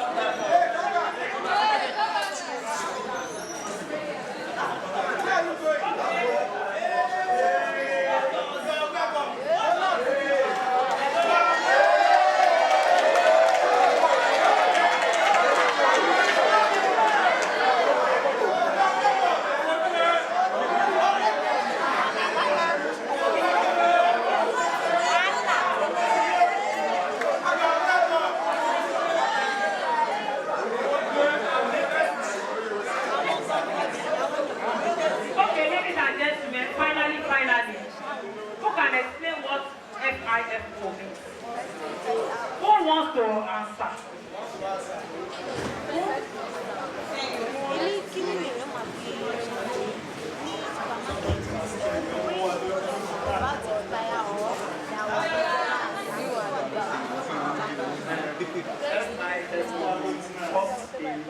First out.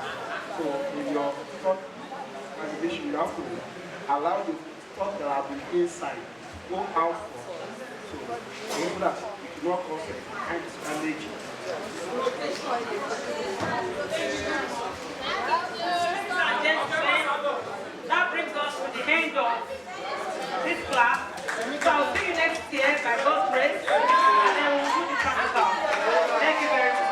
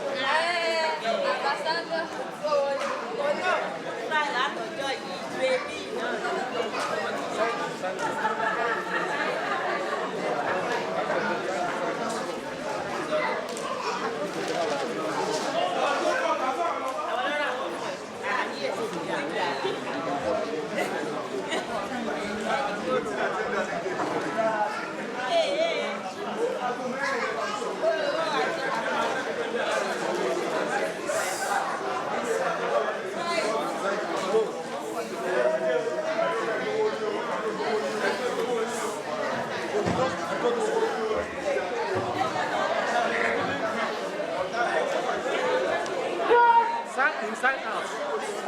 Inside out.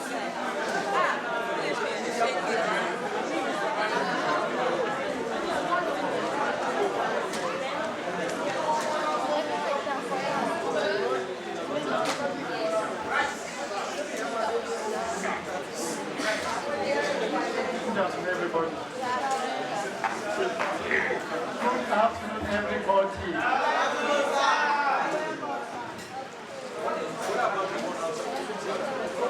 Hope we had a nice session today.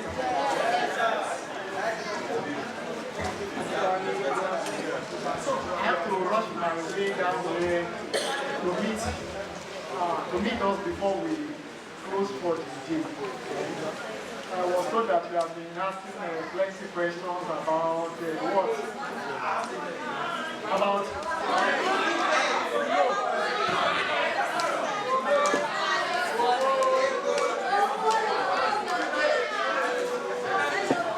this camera off. Camera is.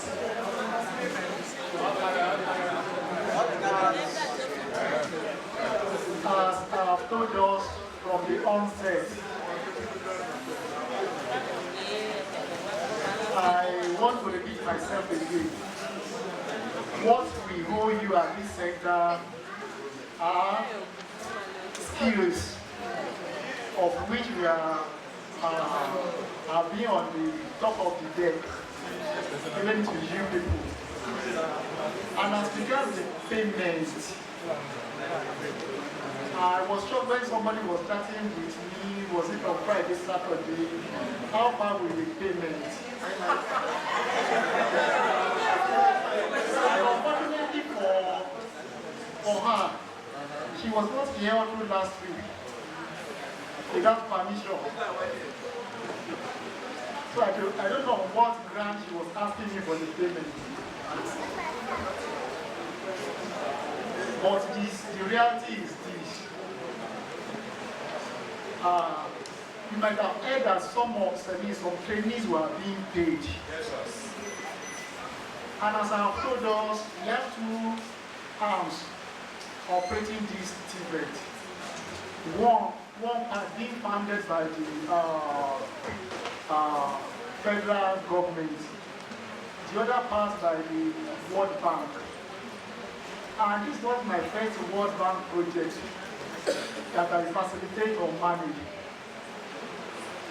If it is money, as far as World Bank project is concerned, money is not an issue. But the process or the procedure must be followed. But unfortunately, your colleagues that are being paid, even some of their centers are yet to commence training at all. They are yet to commence training at all. In fact, some of them have not done registration at their centers, but they are being paid. So if for this World Bank project, and no, one house, please. For this batch, we have about 100 centers.